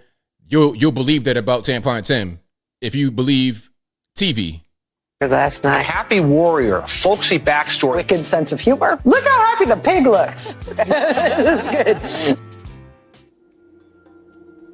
And J.D. Vance is weird, extreme, and angry. Utter humorlessness. It's hard to believe that J.D. Vance could be any more extreme. It's like a freak show of bros. Dark and ugly beneath the dignity of most politicians. J.V. Vance. JD is at the far extreme. The most extreme. Being one of the most extreme. Angry and mean and dark. This guy is really weird, y'all.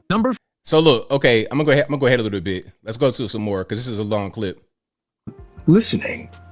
Oh, Kamala, hold on. They're gonna show Kamala because she was really bad too. Let me go back.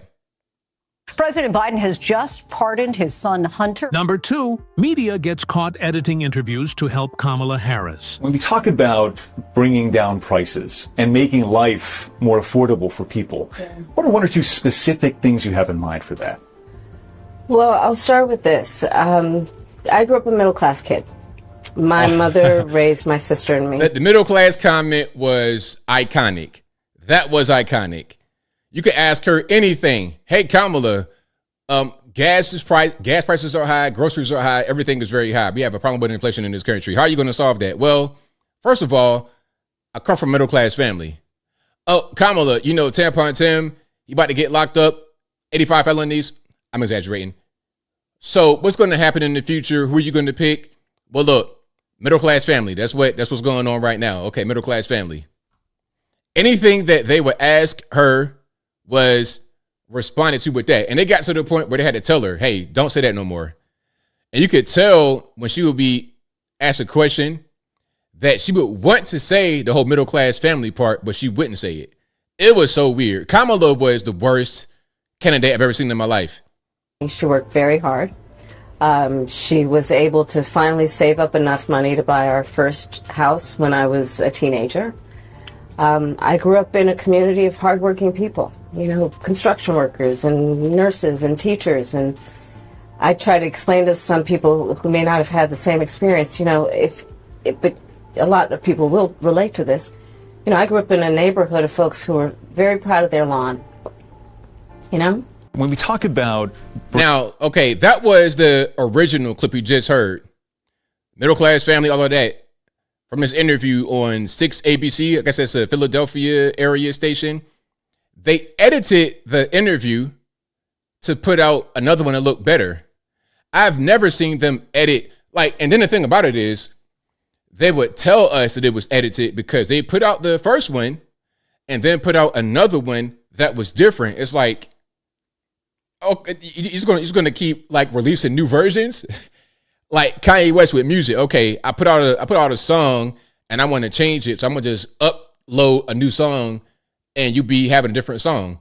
It's the same thing here. They just uploaded a different version of the interview. So again, that was the original. Now they're going to show the edited. When we talk about bringing down prices and making life more affordable for people, what are one or two specific things you have in mind for that? So when I talk about building an opportunity economy, it is very much with the mind of investing in the ambitions and aspirations and the incredible work ethic of the American people. But it seems that Prime Minister Netanyahu is not listening.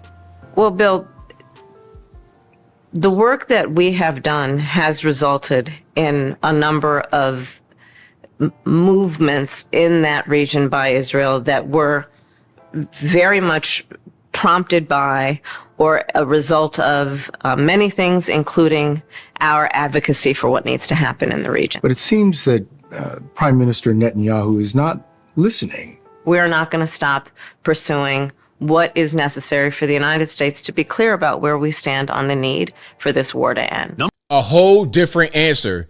A whole different answer. Not just edited, okay, you misspoke, you stuttered, stammered, whatever. No. An entirely different answer.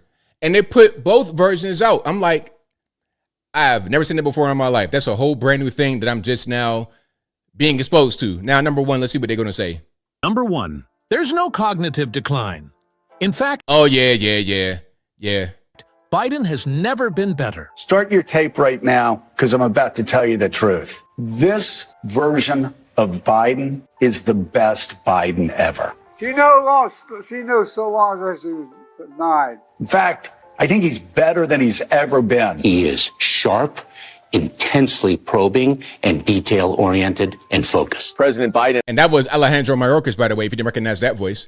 Has a photographic memory. But he's totally focused. He's very sharp. They say he's sharp in meetings and so on. Very lucid, very well informed. He's older. That doesn't mean that he is unfit. He can clear a dementia bar, and that's probably a win. More wild speculation from a bunch of people who have probably never been in a room with Joe Biden and certainly don't have medical degrees that I'm aware of. But a huge part of the Mueller report talks about Russian disinformation tactics. And one of the themes this election cycle is that Joe Biden is too old to lead. And so everyone is seizing upon this. And it is a classic disinformation tactic. It was crazy. And then the funniest part about all of that, they were trying to say that it's misinformation about Joe Biden declining, but he declined so much that he basically crashed out.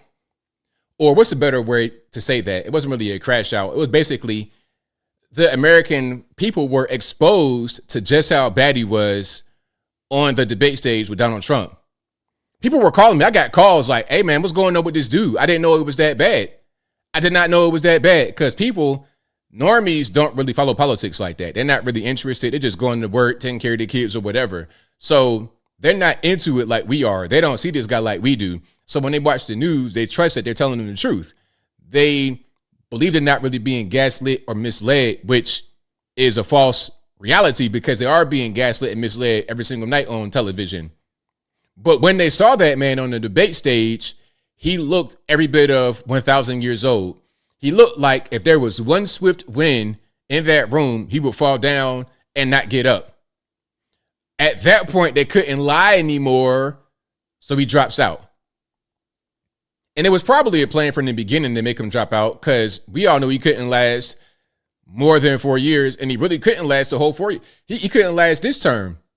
He was on vacation 40% of the time in Delaware, chilling, driving the Corvette with the classified documents right next to it in the open garage. It's not secure at all. And he couldn't take as a vice president, you cannot take documents from the White House, which is what he did. But there was no investigation or nothing about that. But they want to charge Trump for the classified documents. Although you can do that as a president, but you cannot do that as a vice president. The same thing that Joe Biden did and didn't get any kind of trouble for. But anyway, I digress. Now, they're talking about Trump here. They're saying that he wants to buy Greenland, Canada, Panama Canal, or not buy, but maybe annex Canada. And I think the Canada thing came from Trudeau and a potential tariff. He's like, look, if y'all cannot afford to stop ripping off the United States to $100 billion a year, we can just annex you and you can become a brand new state, the 51st state. And Trudeau, since y'all love him so much in the great white north, he can become the governor of Canada. How about that? That was what was said at Mar-a-Lago allegedly during the dinner. Now, the media are taking that and saying he wants to acquire new territory, just like Hitler, all this and that and the third. Now, you have Jasmine Crockett on television. I feel so bad for these black leftists. They get treated like slaves on the plantation, man. You got to go out there and just say whatever they want you to say. I don't know. I mean, it is crazy that this guy is about to walk into the White House for a second time. And again, I kept saying on the campaign trail, this guy doesn't know who our friends are. Now, I can tell you that he loves to pal around with Putin, and we know that Putin has decided that he wants to bring back the former coalition that they used to have, and that's why he went into Ukraine. I am here to say that we've got to have really good people around Trump. And right now, the people he's picking are not the best people, because somebody needs to explain to him in a very elementary way why we don't go after our friends, why we don't start wars. And honestly, that includes even tariff wars with our friends. Congressman, thank you so much for joining us. Absolutely. All right, so there we have it. And she don't even like her. You can see her face. They're so weird, man. I couldn't see myself being on that side. Now, speaking about her, Jasmine Crockett. Jasmine Crockett, in my opinion, is a character. And this is not really like all this hair and jewelry is just extra. And I don't think that's really her. I saw her write something on Twitter and she had some slang with it. But it was perfectly formulated. The sentence was formed perfectly grammatically. So I'm like, you just put in the slang in there because you want to make it look like you have a connection to the community. You're overcompensating. You see what I'm saying? It's fake. It's not really a real thing. It's not really a real thing. She comes off as performative and phony, which is, of course, most politicians. But anyway, hey, I got an interesting stat here. Just a quick stat. Now, it says felony theft charges in Chicago surged by 154% this month after O'Neill Burke took over for Soros DA Kim Foxx. Now, you know why the theft charges have surged so much in Chicago? Because they had a similar thing to California. Remember the whole, was that Prop 36? They had a threshold of $1,000. Anything below that would not be prosecuted. The new threshold is $300. So, of course, you're going to have a lot more people that are charged now because the people that are stealing are actually getting charged now. You see how that works? Hey, you can have low crime rates on paper if you just don't count theft as theft. Okay? Yeah, if you don't count theft as theft, then yeah, you're going to have a lower crime rate. But that's how they play with numbers. Oh, we have crime's going down. Okay, crime's going down because you changed the threshold from 0 to 1,000 to get prosecuted for theft. On paper, it looks like you have defeated a crime problem, but in reality, you really didn't do that. You really didn't do that. All right, so do you guys know they're trying to make Ozempic for children? Listen, if you have a big back and you feel like Ozempic is your way out, I would suggest you don't do that because there's a lot of complications with these medications, these drugs, really. I suggest you don't participate in Big Pharma if you don't absolutely have to. Okay, I ain't talking about cancer patients and whatnot. Let's be a little bit serious. I'm talking about if you just, got kind of a bit back and you want to get a miracle drug, I suggest you don't do it. You might regret it. But if you must, then go ahead. However, I think we need to leave the kids alone. If you're putting kids on weight loss medication, we're just doing way too much. That's just a way for Big Pharma to make money. The same kind of way they try to put kids on ADHD medication. Okay, your boy is hyperactive, bouncing off the walls because he's 5 years old. Why would you put him on medication? But anyway, I'm getting triggered. All right, let's watch this. Let's watch this. There's another application for those so-called miracle drugs that help people lose weight.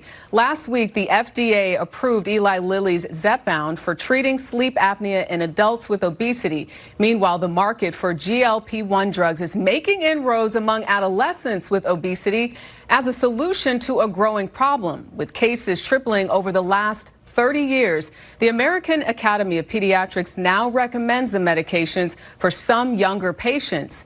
CBS's Janet Shamlian explains why. 15-year-old Jeremiah Jimenez weighed 350 pounds by the time he was 13. Man, look, all right, young man, like if you, send these boys to Uncle ABL, they'd be in tip-top shape. Tip-top shape. But after less than a year on the weight loss drug Wegovy, he lost 65 and hopes to drop 80 more. What's that like? It feels good. I just feel stronger because I've incorporated strength training as well. Do I gotta say it? Must I say it? Y'all, I don't gotta say nothing. This is a young man, so I ain't gonna say nothing, but you already know what's going on. So I just feel empowered. These are once-a-week injections? Susie Jimenez says she talked to her son's doctor about whether it would be suitable for him after she dropped 70 pounds on the same type of medication. He's turned into a different person. Like his light has just been lit. Now, let's go. Is that his mom? They're the same size. The problem is the food in the house. Empanadas, platanos, all of that good stuff. The food probably rocking. I could tell. Mama get down in the kitchen. The food good, but it's a little bit too good. Light has just been lit. The number of prescriptions for young people for what's called GLP-1 weight loss medications is skyrocketing, from more than 8,000 a month in 2020 to more than 60,000 a month in 2023. They're FDA approved for adolescents 12 and older. More than 20% of adolescents are considered obese. There is no off-ramp for these drugs that we know of yet. So putting an adolescent on them sort of means a lifetime of being on them. Maybe, maybe not. I'm hoping over time we learn how the off-ramp works. Dr. Stephanie Sisley, who doesn't treat Jimenez, is a pediatric endocrinologist who says while the medication's long-term effects are unknown, the health risks associated with obesity are undeniable. The biggest problem she sees are insurance rejections. 70% of our patients are not able to get the medication. Jeremiah's prescription was $1,100 a month until his deductible was met. It has since dropped to $25. Big breath. Chest out. Jimenez now works out every day and says he feels great. I finally have something that works for me. I don't have to drastically change my diet. Yes, you do. See, that right there is a problem. I don't got to change yes, you do got to change your diet. Yes, that's the problem right there. Right after this wraps up, you about to eat a big plate of mama's cooking. And I know the food rocking. I know it's going to be good. But you cannot live to eat, young man. You got to eat to live. Come to Uncle ABL. You be looking like you about to be on the cover of the Wheaties box at the end. Give me a year with the young guy. He'd be in tip-top shape because y'all know, I've said it a lot of times. I used to be pretty big too. I look more like football player type size. I got as big as 280 pounds. Now I'm 205. When I was 14 years old, I was 6 foot tall and 240 pounds at 14. So I was big, but not big like that. I had a 42-inch waist or 40-inch waist probably when I was 14. Now I'm a 34-inch waist at age 40. So I know what I'm talking about. And young man right here, I see a lot of me in him when I was young. Not quite. I wasn't like that. I wasn't, you know what I'm saying? But I was just overweight. Just eat in moderation. I think for me, it's been the best decision that I have made for him because I've seen him struggle. Alongside behavior changes, it can be a winning combination. That's good work today. For young people with a lot to lose. I mean, this right here, you know, going to the gym, all that is good. But, you know, one problem I see people that go to the gym, you could do that and that's fine. But just doing that, breaking the sweat, ain't going to do nothing for you if you're eating bad. You can look great just from your diet. Just from your diet, you could look fantastic. You're exercising, getting outside, doing your cardiovascular, moving your body, lifting weights. That's just you look better. So you know, get your muscles, all that kind of stuff going. Get your heart rate going so you feel better. So you have more energy, more stamina, more strength, all of that. But the number one thing is to eat properly. You eating your mama's fried food, the empanadas, the plantanos, the arroz con pollo, all that good stuff. It's going to be good, but your back is going to be big as a result. So it is what it is. All right. So yeah, the moral of the story is please don't give children weight loss drugs. I mean, please don't. Please don't. They're young enough. When you're young like that, especially, it's easy to kind of get yourself together. When you get older, it becomes more difficult. When you're 15 years old, come on. All you got to do is just not eat so much, go outside, run around, and you be good money. I promise. But if you like what you're hearing so far, please give the video a thumbs up. Like the video, share the video, do all that good stuff. That'll help me out tremendously. Oh, yeah. And also when I was a kid, I had a weight bench in my room like a lot of kids did. Yeah, had a weight bench in my room, right in front of my bed. You know, push-ups, sit-ups, lifting weights. And I was taught at a young age. My dad was really into it. He was like, my dad did the firefighter calendar. So you could kind of tell how he was in shape. He would tell me how to work out, how to do my push-ups and everything. So eating right, working out, all of that, you can be looking good. Don't do the weight loss drugs. You're gonna be on the toilet crying tears, crying, boo-hooing, because you're not gonna be able to, you know what I mean? Number two is going to be very difficult for you. You're going to be crying. But anyway, shout out to y'all. If you like what you're hearing so far, please give the video a thumbs up. Like the video, share the video, do all that good stuff. That'll help me out tremendously. Have you guys seen this bill that Kathy Hochul signed, the governor of New York? So I couldn't find a video for it. There might be one, but I couldn't find it. It says Hochul signs bill that will fine fossil fuel companies $75 billion to pay for damage caused to climate. So look, you want to try to extort fossil fuel companies, gas companies, whatever. You want to extort them to the tune of $75 billion. And I think what they want to do is tax them $3 billion a year. $3 billion a year for what? 25 years, something like this? All that's going to happen, Ms. Hochul, if this law is upheld and it's not challenged and done away with, if the law is upheld, all you're going to do is just make the energy costs for New Yorkers skyrocket. I'm not paying that if I'm the fuel company. I'm not paying that. I'm going to just make everybody else pay for it. I make everybody else pay for it. And really, and the way that this law was able to be passed is because of the Superfund, the previous Superfund law from 1980 that required fuel companies to clean up oil spills. So it was originally for oil spills. They're saying that the damage done to the climate is equivalent to an oil spill because of all the carbon emitted into the atmosphere. I'm not making this up. That's where the law comes from. She signed it into law. It is a law right now, but it'll probably be challenged, ultimately go to a high court and get struck down. But it might not. We'll see. We'll see how it goes. Now, what's up with her neck? She's like 1,000 years old. It is what it is. Now, I'm going to play this right here. There might be a little bit of cussing.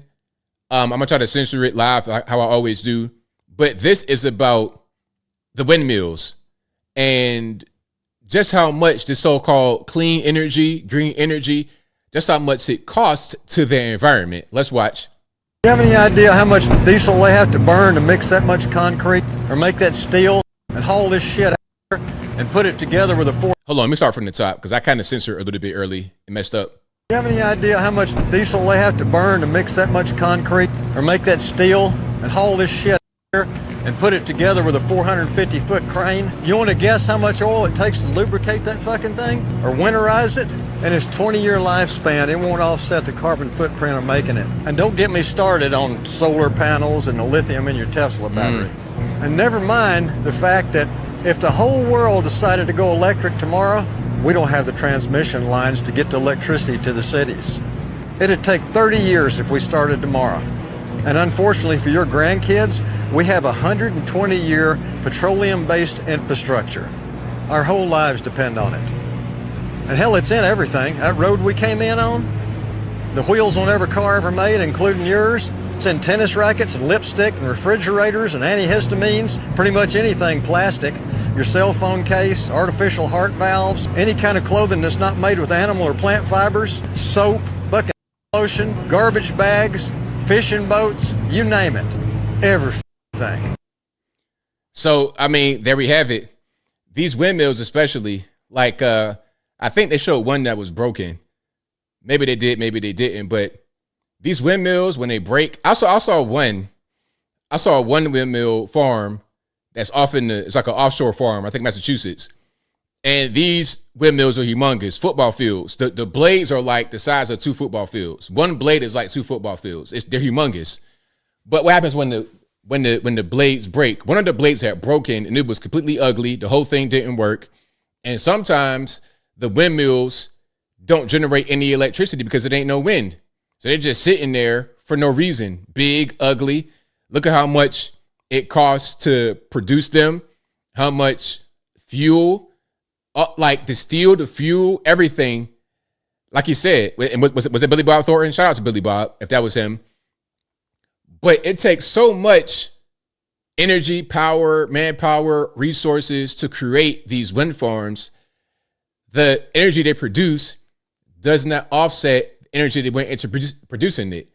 The energy and the materials, the carbon footprint created to create them does not offset by their usage in the whole 20 years of their lifespan. It just doesn't. So you got to ask yourself, what's the purpose? What's the reason behind doing that? It doesn't make any sense. It makes no sense at all. But yeah, shout out to, it's definitely a racket. That's right, Scott. Green energy is a racket. It's a scam. It's a mess. So yeah, I'm not a big fan of any of that kind of stuff. All righty, let's go to this one here. The so-called kids robbing a 25-year-old man in Houston, Texas. 3 boys arrested. I think it might have been, well, investigators say there could have been as many as 5 boys involved, but 3 boys got shot.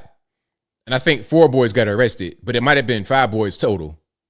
Hey, we are following breaking news this morning where at least 3 kids were shot in an alleged robbery.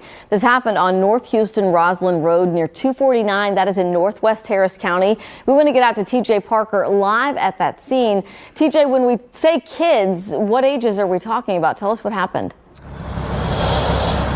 Yeah, good morning, Amy. In the course of the investigation, deputies learned those kids were just between the ages of 12 and 14 years old, and they tried robbing a man with a gun. Deputies say at least 3 of those kids were shot. One of them is still in critical condition at last check. When Harris County Sheriff deputies showed up here, they found one of the kids with several gunshot wounds.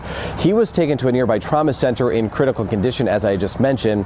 And as paramedics were tending to him, 2 other kids were found with gunshot wounds. Both were taken to the hospital and are stable. Shortly after that, the suspected shooter, who deputies believe the teens were trying to rob, returned to the scene and turned himself in.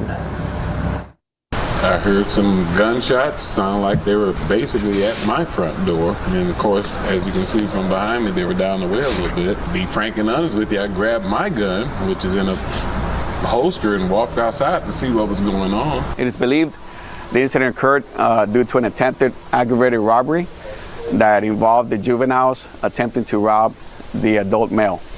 During the incident, the juveniles approached the male and they were displaying pistols.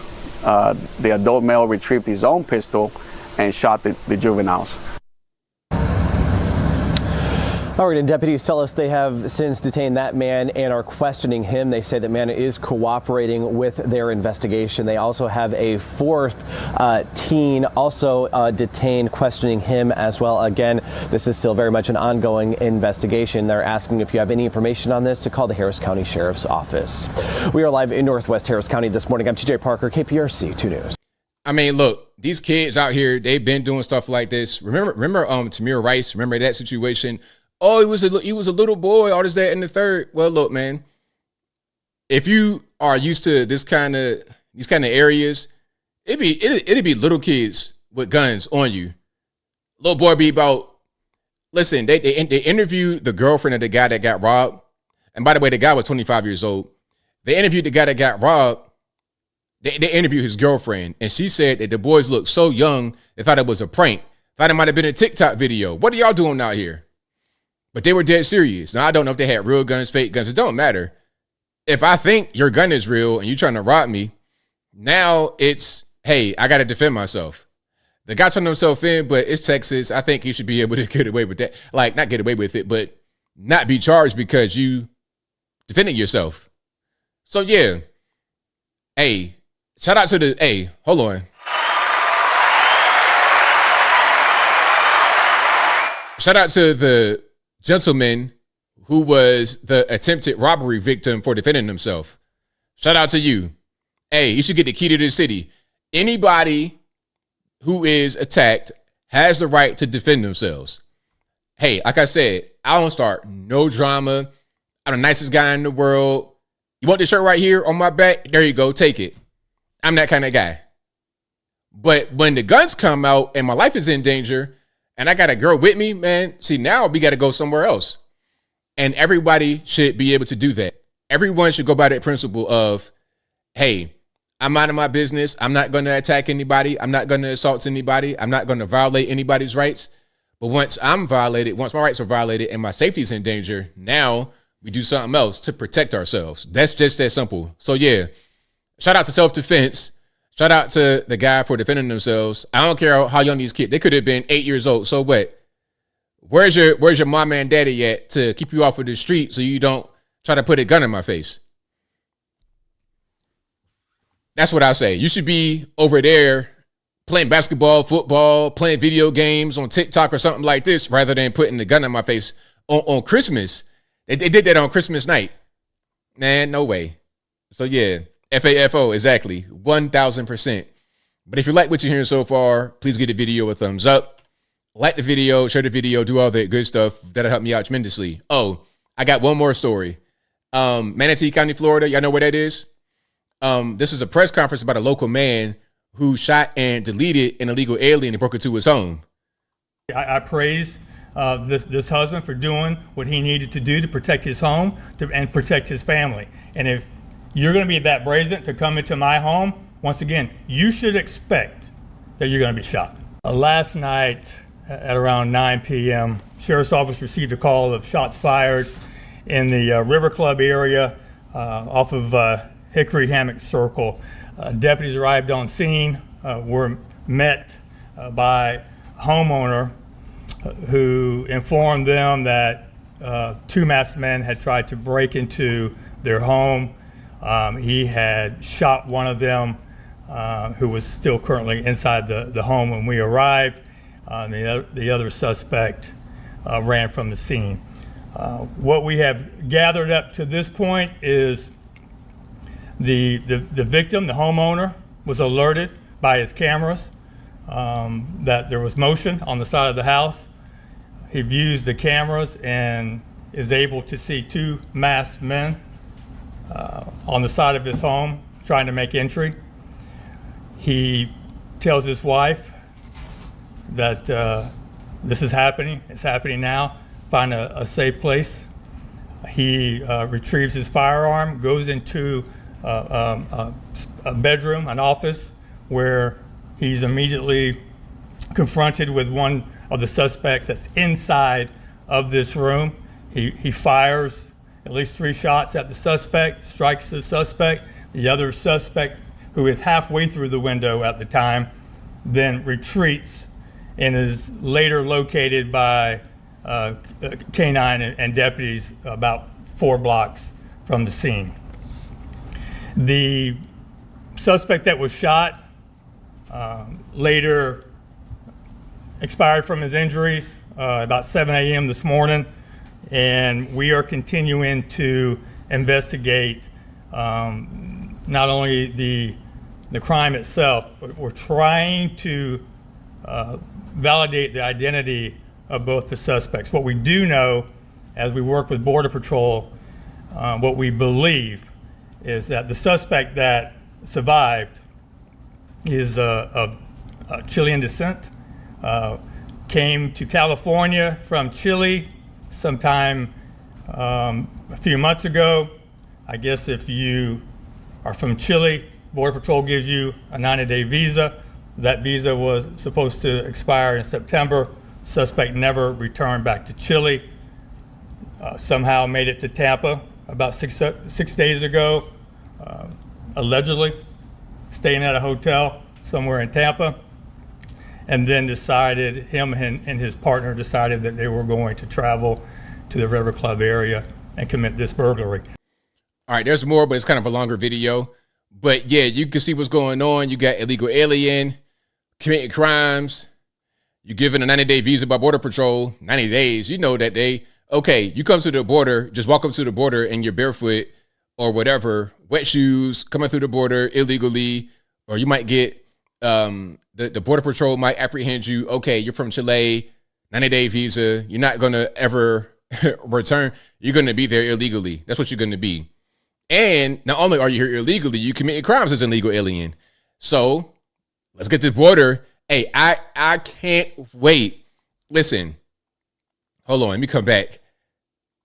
I cannot wait until we get the Orange Man back, until we get Tom Homan in there to get that border secure. I can't wait. We've seen time and time again where crimes are committed by illegal aliens. ABL, Americans commit crimes too. Great, fantastic. How about this? How about we remove the illegal aliens so we can reduce the crime rate too? You're still going to have crime. You're not going to be able to escape crime, but why would we bring unnecessary burdens to our society? For what? Why? Oh, they work. Work doing what? Work the pistol? Work the crime scene? Work the burglary, robbery, kidnapping scene? Work the criminal underground? Is that what they work? Fruit pickers and bed makers. How about home invaders and deleters? How about that? That's what's going on right now. But anyway, I'm getting triggered, so I digress. Shout out to the sheriff out there. Shout out to any place, any state, city, township, whatever, who encourages their citizens to protect themselves and their families. Shout out to them. New York City, playing politics with Daniel Penny, race politics, racist politics from Alvin Bragg. You want to prosecute Daniel Penny for defending not only himself, but the entire subway train that day. You want to prosecute him and fail, of course. But then black man's on the subway, another black man attacking his girlfriend. Black man that's a defender has a weapon, which is not legal on the subway, and deletes the attacker. Stab, stab, stab. Deletes him right there. He dead on the ground. First, y'all said, let's give him manslaughter. Then, no manslaughter. And then, okay, no charges. Let him out. It's all good. No charges for him for deleting the guy with a knife because of self-defense. But Daniel Penny has a guy in the restraint. That's also self-defense. And you want to throw him in the penitentiary to make big rocks to little. Race-based politics. A mess. Anyway, shout out to you guys. I appreciate y'all for being here. If you like what you're hearing so far, please give the video a thumbs up. Like the video, share the video, do all that good stuff. That'll help me out tremendously. And that's right, Rebel Without a Reason. Rebel Without a Reason says the only person the left will praise for shooting somebody is Luigi Mangione. Exactly. A totally innocent person he shoots because they're upset with, I guess, the insurance industry. It's so dumb because, okay, You're upset with the insurance industry, and you think that this one guy that they shot is you think doing that is gonna change anything.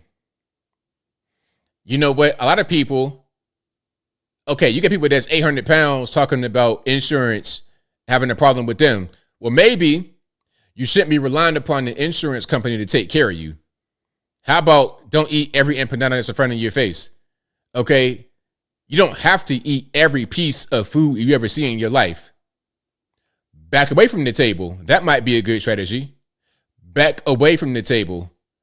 Don't smoke crack for 20 years, then get COPD and be like, please come save me. Put the crack pipe down. How about that? Anyway, we got super chats on deck, and then I'm going to get to the calls. The number to call is 434-658-1220. Again, 434-658-1220. Super chats on deck first, then I'm going to get to the calls. Thank you to Rock Revolution 2 says, my favorite part of the ABL 2024 was a Nigerian princess or Nigerian prince. Using your Nigerian prince voice, you could have been anything in this world. You choose to be gay. Okay. I got it. All right. You could have been anything in this world, but you choose to be gay. Why are you gay? That's a Uganda dude, though. Shout out to Uganda dude. He's like capitalizing on that meme, and rightfully so. Shout out to him. Thank you to Lothair, who says, guess who's back? Shout out to you, bro. Shout out to you, man. I appreciate you for joining here. Thank you to Maria Favela, who says, hi, ABL. What's your opinion on Vivek, Elon, and MAGA dispute with the H-1B visas debate? I was talking about this earlier, but to answer your question again, since you sent super chat, I think it's just a thing that was on Twitter, and Elon blew it up because he was engaging with some trolls. But it shouldn't have really got beyond Twitter. I don't think it's really a big thing to discuss. Although I do think the H-1B system is abused in many different ways. Although I think the bigger problem is the southern border. Let's say 700,000 got in through H-1Bs in 2024. Okay, now how many got in through the southern border? 2.5, 3, 4 million in 2024 alone. Rock Revolution 2 says we need an unfiltered ABL on Uncle ABL called Dr. Uncle. Thank you to Kai's Posthumous, who says the aliens taking over everybody's homes and jobs. Thank you to Apple Blocker, Apple Puff Daddy, who says ABL year 2024 is almost over. In fact, 2020's decade is now half over. On a scale of 1 to 10, how would you rate 2024? A for yourself and B for USA. For me, 2024, it was great. For me, it was a lot of personal development, personal progress. It was great for me. It was good. For the country, I think it was bad toward the beginning, but good toward the end once we got Trump back. Yeah, I think that might have been it. And not just that one. It's not even about just one person. It's about the whole country during the election going more conservative. The whole country. So it goes beyond just one person. You're talking about local, your city, your state, your township, everybody. People became more conservative, and we were able to see that as a result of the election. So I think that was when the year kind of went a different direction. But the country is still dealing with a lot of issues, migrant crisis, the inflation, the economy, and whatnot. Thank you to Chelsea, who says, from one digital creator to another, you did great, girl. Speaking about the video I did, shout out to Monique Price, the editor, who's also here on the ABL community with us. The video I did about my airport story, the airplane story where the guy got kicked off, she did the editing on it. So shout out to you for recognizing her for doing a great job on that video. Thank you to Apple, who says, are you stoked for 2025? You live streaming on January 1st? I will be here January 1st. That'll be New Year's Day. That's next Wednesday. I will be here. And I'm definitely excited for 2025, for sure. 2025 is going to be great. It's going to be fantastic. Thank you to Kai's Parchment, who says, Glenn Beck thinks we'll be in World War III before Biden leaves. I wouldn't say all that. I can understand why he may think that, but I don't agree. Let me see. Shout out to Apple again, who says, Joe Biden, big hypocrite for committing 37 murderers to not get a death penalty, but not 3. Why? If Joe Biden thinks capital punishment is so bad, why didn't he pardon all of them? What is your opinion, ABL? I don't know why he didn't pardon all of them. Maybe some of them had really heinous crimes. Like the crimes are pretty heinous in general. Murder, all this and that and the third. But if you got somebody that was, deleting kids and whatnot, I mean, how are you going to commute that person? That person right there should go ahead and get burned at the stake, old school style, Salem witch trials. Light them up. Thank you to Lothair says, can you speak stoner? Basically the same lingo as Pauly Shore. I could do it if I practice. But Pauly was the man back in the day. Biodome was a good movie. I enjoy little movies like that. Biodome. And then also stuff like Bill and Ted. That's a early Keanu Reeves. I think it might have been Dana Carvey in that. A lot of your early 90s white guy comedy I loved a lot. Bill and Ted, Tommy Boy, all of those kind of movies I liked a lot. Thank you, Rock for Lucian 2 says, in 2025, I'm going to make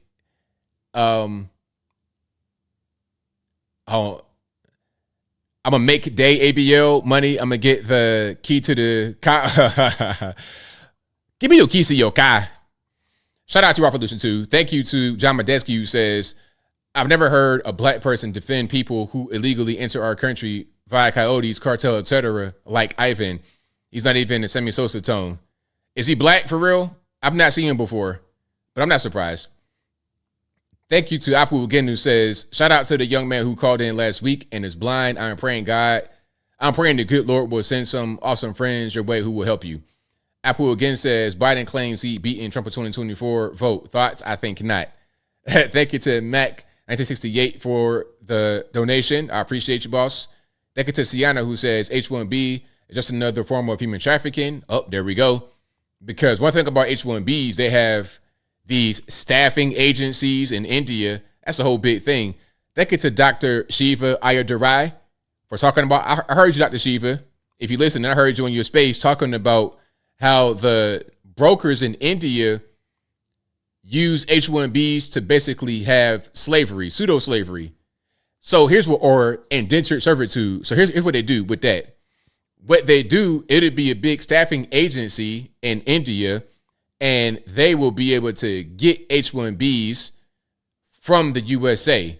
And they may get 5 H-1Bs for one person. Oftentimes, the person's salary goes to the agency or to the broker, not to the worker. You understand? And sometimes this person who's over in the United States working will have their salary held up by the broker in India. So you're working for free. You are a slave. And also you'll be put in some kind of small apartment, some kind of ghetto stuff. That's what's happening right now with the H-1B visas. So you may get some skilled workers, but you also getting a lot of slavery, basically human trafficking. You're getting people that are doing really low skilled jobs, 7-Eleven, things like this. So that system is corrupt, in my opinion, and often abused. All because of the almighty dollar at the end of the day. And this goes back to the same thing. It goes back to the southern border. It's the same situation. They do jobs Americans don't want to do. What you mean? Slavery? Yeah, we don't like slavery. But anyway, there was a whole war and whatnot over that a few years ago. I mean, maybe we forgot about that. But anyway, I digress. Shout out to Michael Guess, who says, and then Trump beat Biden afterward. That's right. Thank you, Justin Cameron, who says, why should the MAGA base be accepting of the most lucrative jobs going to immigrants? Doesn't matter if it's legal. It can be the most legal, still not valid. Well, the thing is, these jobs, the jobs are just, we shouldn't accept that. But like I said, the reason why those jobs are being taken by these people is because they work for less. That's all. It's all about money. They can talk about, Americans don't want to work. They don't have any skills. A lot of these jobs that they say are skilled jobs are not necessarily so. And even if they are, the people that are working them, that are on the H-1Bs, are not always skilled people. They're not always skilled people. A lot of times they're really bad. It's like, okay, you got call centers here in the United States. That's a job that a lot of us work. But why have a call center here where you can send it to India or Philippines or somewhere like that for a fraction of the cost. Now, of course, it's cheaper, but it's not better. You call on the phone line. Hello? This is, I can't even do the accent. My name is Bobby. My name is Bobby. Your name is not Bobby. Your name is not Bobby at all. Your name got 18 consonants and one vowel in it, and it start with an R. Your name is not Bobby. You're trying to talk to him on the phone. You got your accent. He got his accent. Y'all don't know what's going on. You're frustrated. All because the company whose service department you're calling wanted to save money. That's all that it is. I'm Bobby? No, you're not Bobby. Cut it out. Give me your real name. Your name got 18 consonants and one vowel. Cut the nonsense. Give me your nickname. Raj. Okay, Raj. All right, let's be on the same page. Ain't no more Bobby. Your name is Raj. And it's probably Roger Gupta or something real long like that. But anyway, shout out to the Indians though. I ain't trying to be racist. I'm just saying. I'm just being real. But shout out to the Indians. They good people. The ones I know, super good people, never had a problem. I'm talking about the greed of these corporations trying to save money. Not even about no skin color, no ethnicity or nothing like that. All right, thank you to Mambo, who says, we have too many problems in our country right now to be thinking about immigrant workers. LOL, our public education system is crap. Too much degeneracy. Well, I would say we got to worry about jobs, but also we got to worry about the education system. 100%. Thank you to Boomhauer, who says, I finally saw a drone in the sky right down the street from my house. It was scanning warehouses. It was so big, like a she shed in the sky. Crazy. That's wild. That is wild. And then, hey, if you say that, they say, oh, you didn't see that. That's not really. They want to gaslight you on that. Thank you to Brian Henderson, who says, we got to work to eat, but why work if I get paid not to work? Now I'm lazy. Right. Justin Cameron, thank you for your super chat, says, for every 10 leftist commentators scurrying to explain why skilled visas are a good thing, there were 20 Asian Indians beating their chests about how superior they think they are. Right. Shout out to James for your super chat. It's a #1 fan. I appreciate you for that, boss. Thank you to Sienna, who says, investigate Guatemala, the kids, women, sex slavery. Thank you to Michael Guess, who says, fat individuals need to get a doctor and get on the weight reduction program called a diet. She probably voted for Kamala. Thank you to G Nels, who says, ABL, you ever thought about making a Discord server? We have one, don't we? Sheree, don't we have a Discord server? I'm never in it, but we have one for the community here. Good question. Maybe I should promote it and really be participating in it sometimes.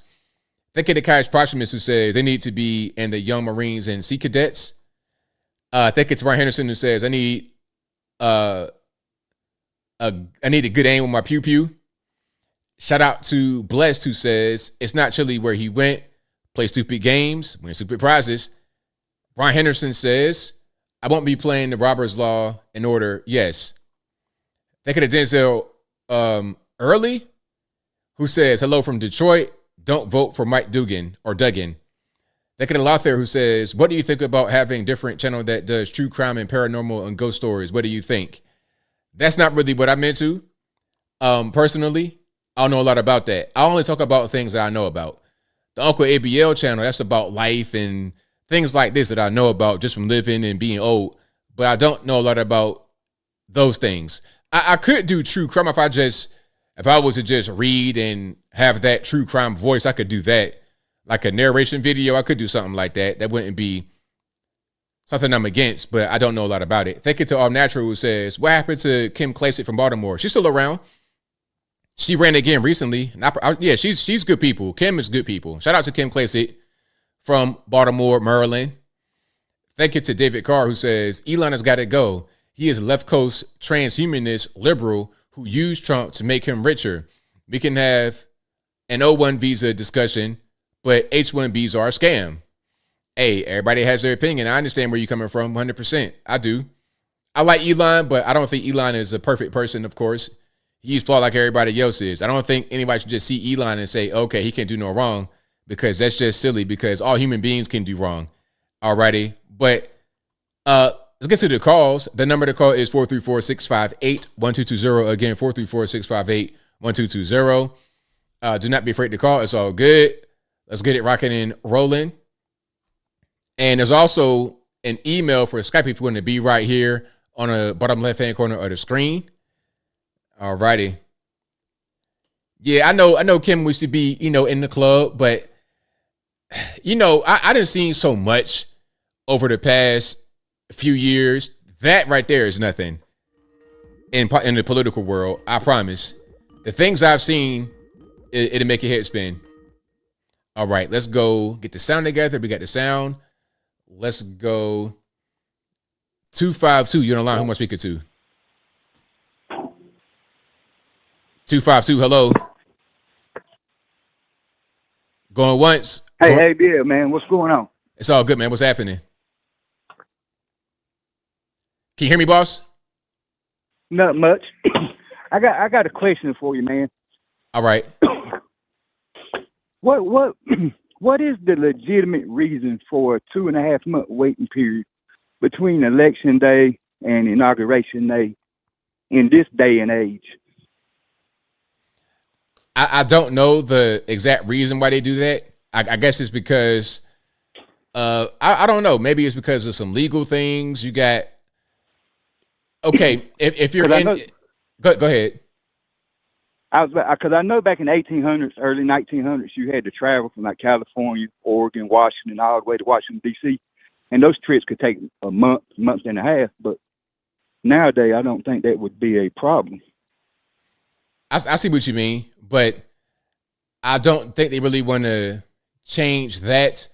And they also want to prepare, do transitions, all that kind of stuff. I mean, you raise a good question. I never really thought about it, but I guess it's because they still want to make they want to prepare, and it's always been like that. They don't want to change tradition. Okay, man. Because I know with Biden doing the things he's been doing, I've never really heard nobody bring that up. But all right, man. Well, I appreciate it, man. Love your show, and keep doing what you're doing. Thank you for the call, man. Definitely appreciate you. Yes, sir. I mean, that's a good question. I never thought about it at all. So I was kind of stumped right there. I was like, yeah, that's a good question. All right. Let's keep on rocking and rolling. Let's go to 860. You're on the line. Who am I speaking to? Hey, Anthony. It's F&A Ranger Xbox. You and my brother from another mother. It's all good, man. What's going on? Oh, man, so much. On the homeless issue, I'm probably about a month and a half from losing my house and everything because I made an video 4 years ago on YouTube about the stolen election. So, yeah. But I'm hoping that if Trump hears what happened to me and researches and looks at everything, because it's all documented, I get my job back. But, yeah, they want to push drugs way too much on these kids. My son was in the 3rd grade, and they want now my son, he's an introvert, okay? And he didn't even like me for the first 3 months of his life. I can't even get him away from me now, but first 3 months, he wanted nothing to do with dad, so you just had to wait. But that's just the way he is. He didn't like to, even as a baby, he didn't like to be held. He didn't like to be touched. Weird. He's a really great kid. I mean, but in the 3rd grade, I'm in there and they got the social worker and this and that and the other. And they're talking to about how he's slow. He's got ADHD. He's got this. He's got that. I'm listening. I looked at that lady and I told her she was full of doo-doo and her feet didn't match. And that night, went home. I said, you see this Xbox controller? Boom! Stomp! I looked at my wife. I said, you leave that sit on the middle of that bedroom floor. I said, now, when you get home, you got an hour to play. Not on your Xbox. You got to earn that back. After that hour, at 4 o'clock, you better have your homework done, and I want to see it. Then you're going to sit next to me on the couch, and we're going to read.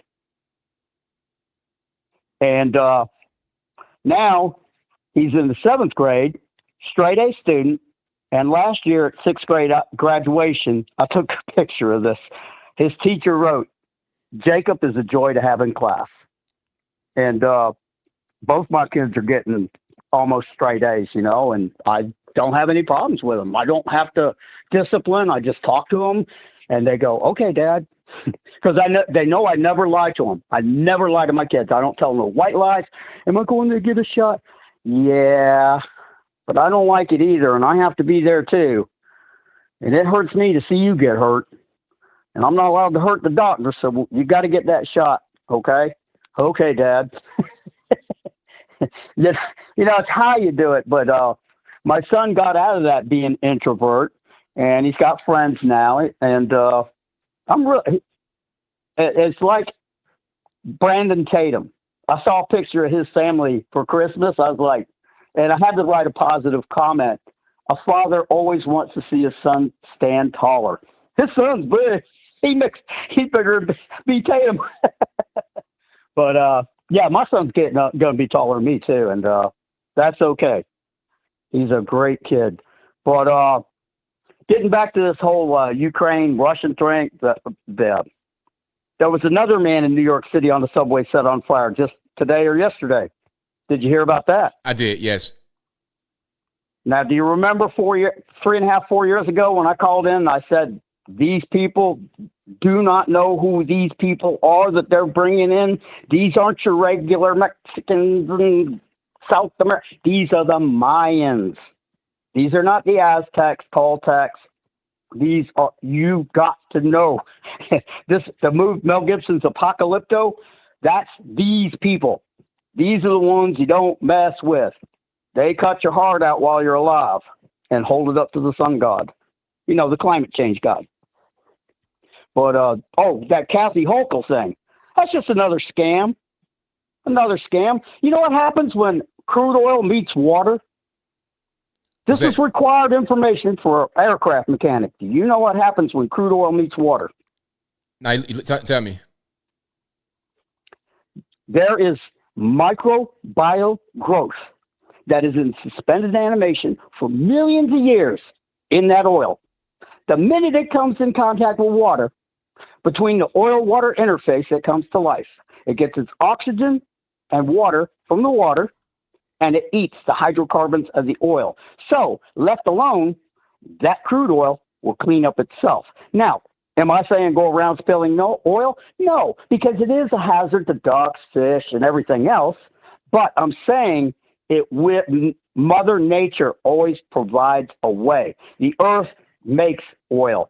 There's oceans of oil on one of the moons of either Jupiter or Saturn. I can't remember which one, but there's literally oceans of oil on those moons. You know. So and coal is made. We know coal's made. But God bless what you're doing, ABL. My truck broke, and I don't have the money to fix it, and I'm probably going to lose my house and everything. I don't know what to do anymore. Here, I'm from Florida. I'm here in Connecticut, and the worst ethic at the place I worked at, it's a union shop. Their battle cry is 10% to 100%. The first time I got in trouble, I was doing too much work. I kid you not. I couldn't believe it. The supervisor looked at me, and the last thing he said to me, "You're making first shift look bad." And I looked at him. I said, I have nothing to do with the way they dress when they come to work. I'm gonna cut you off, but I'm gonna cut you off. We got more calls. Yep, I get it, ABL. I'll ramble on. You have a great night. Thank you for the call. God bless America. Appreciate it. Bye. All right, shout out to my man for the call. Hey, my suggestion as far as your job, I know you already probably didn't explore the avenue, but try to get a pro bono lawyer to jump in. Get you one of them ambulance chasers, want to make a name for themselves, and see if they make a difference with your case. As far as being let go of the job and everything else. Aside from that, I don't know what to tell you. 859, you're on the line. Who am I speaking to? Yo, ABL, what's up, buddy? What's going on? Libertarian friend. How's it going, bud? It's all good, man. What's happening? Oh, not much. I've been listening to the show and stuff like that. I mean, when I mentioned about this whole true crime channel, I mean, you kind of already do that, even with the whole the situation between sorry, I'm half asleep. The delivery driver shooting somebody over a $2 tip and stuff like that. And I definitely agree. If somebody's going to do something like that, and they were going to plan on doing it regardless, if it was a $2 tip or a $17 tip. And I definitely agree with you. I've been a delivery driver as well. I delivered between pizzas to DoorDash to Grubhub to, well, government contract stuff to trucks to UPS vans. So I have done delivery a lot of my life. And I can never think there was any form of justification of actually getting that over a $2 tip, especially if you're getting paid hourly. I mean, that's one thing if you get mad, you're a waiter, if you're only making a certain amount of money. And I get it. It's stressful. Being a delivery driver, you kind of rely on those tips sometimes to pay the bills, and sometimes. And it's a pain in the butt, especially when you're behind on bills and you first start a new job. It's difficult. But I wouldn't, like, why waste your time and go to jail over $2? I don't get it. And the thing about it is, everybody knows, anybody in that industry understands that, like say you're in a restaurant, some tables are going to stiff you, but some tables are going to be generous. And at the end of the night, it'll kind of even out to what you want. And if it does not even out to what you want over an extended period of time, then find a different job. Yeah, it also depends on the area. It depends on the if you go to a rich neighborhoods, they will pay you. They will tip you pretty well. And oddly enough, you can't always make a judgment on certain areas because sometimes college towns, they stiff you, but sometimes they give you some good tips depending on the area. I will say, strippers are the worst tippers ever. That's funny. And they're the ones who are getting the tips. Right. Well, hey, I really appreciate you taking my phone call, ABL. I haven't talked to you for a while, and I hope to see more of your content and watch more of Uncle ABL and stuff like that. You will, absolutely. 2025, you're going to see a lot more of that on that channel. Yes, sir. Yes, sir. Have a good day, sir, and I'll watch the rest of your channel. Thanks for the call, man. Appreciate you. All right. Yes, sir. Have a good one. Bye. All right, great call. But yeah, I mean, people getting, like, the whole thing with tips. I used to work in the restaurant, working in the back of the house, washing dishes, prepping food, stuff like this. And I would talk to the waitresses, of course, and they'd be upset sometimes. They would get stiffed on the table, but then sometimes they would get a good tip. Like, in the same night, okay, one table stiffed them, other table went above and beyond, other table did normal. So at the end of it, they made out pretty well. The average was pretty good. So why get mad at the tables that stiff you if at the end of the night you make what you wanted to make? And if you're not making what you wanted to make over a certain period of time, find a different job. Find a better restaurant.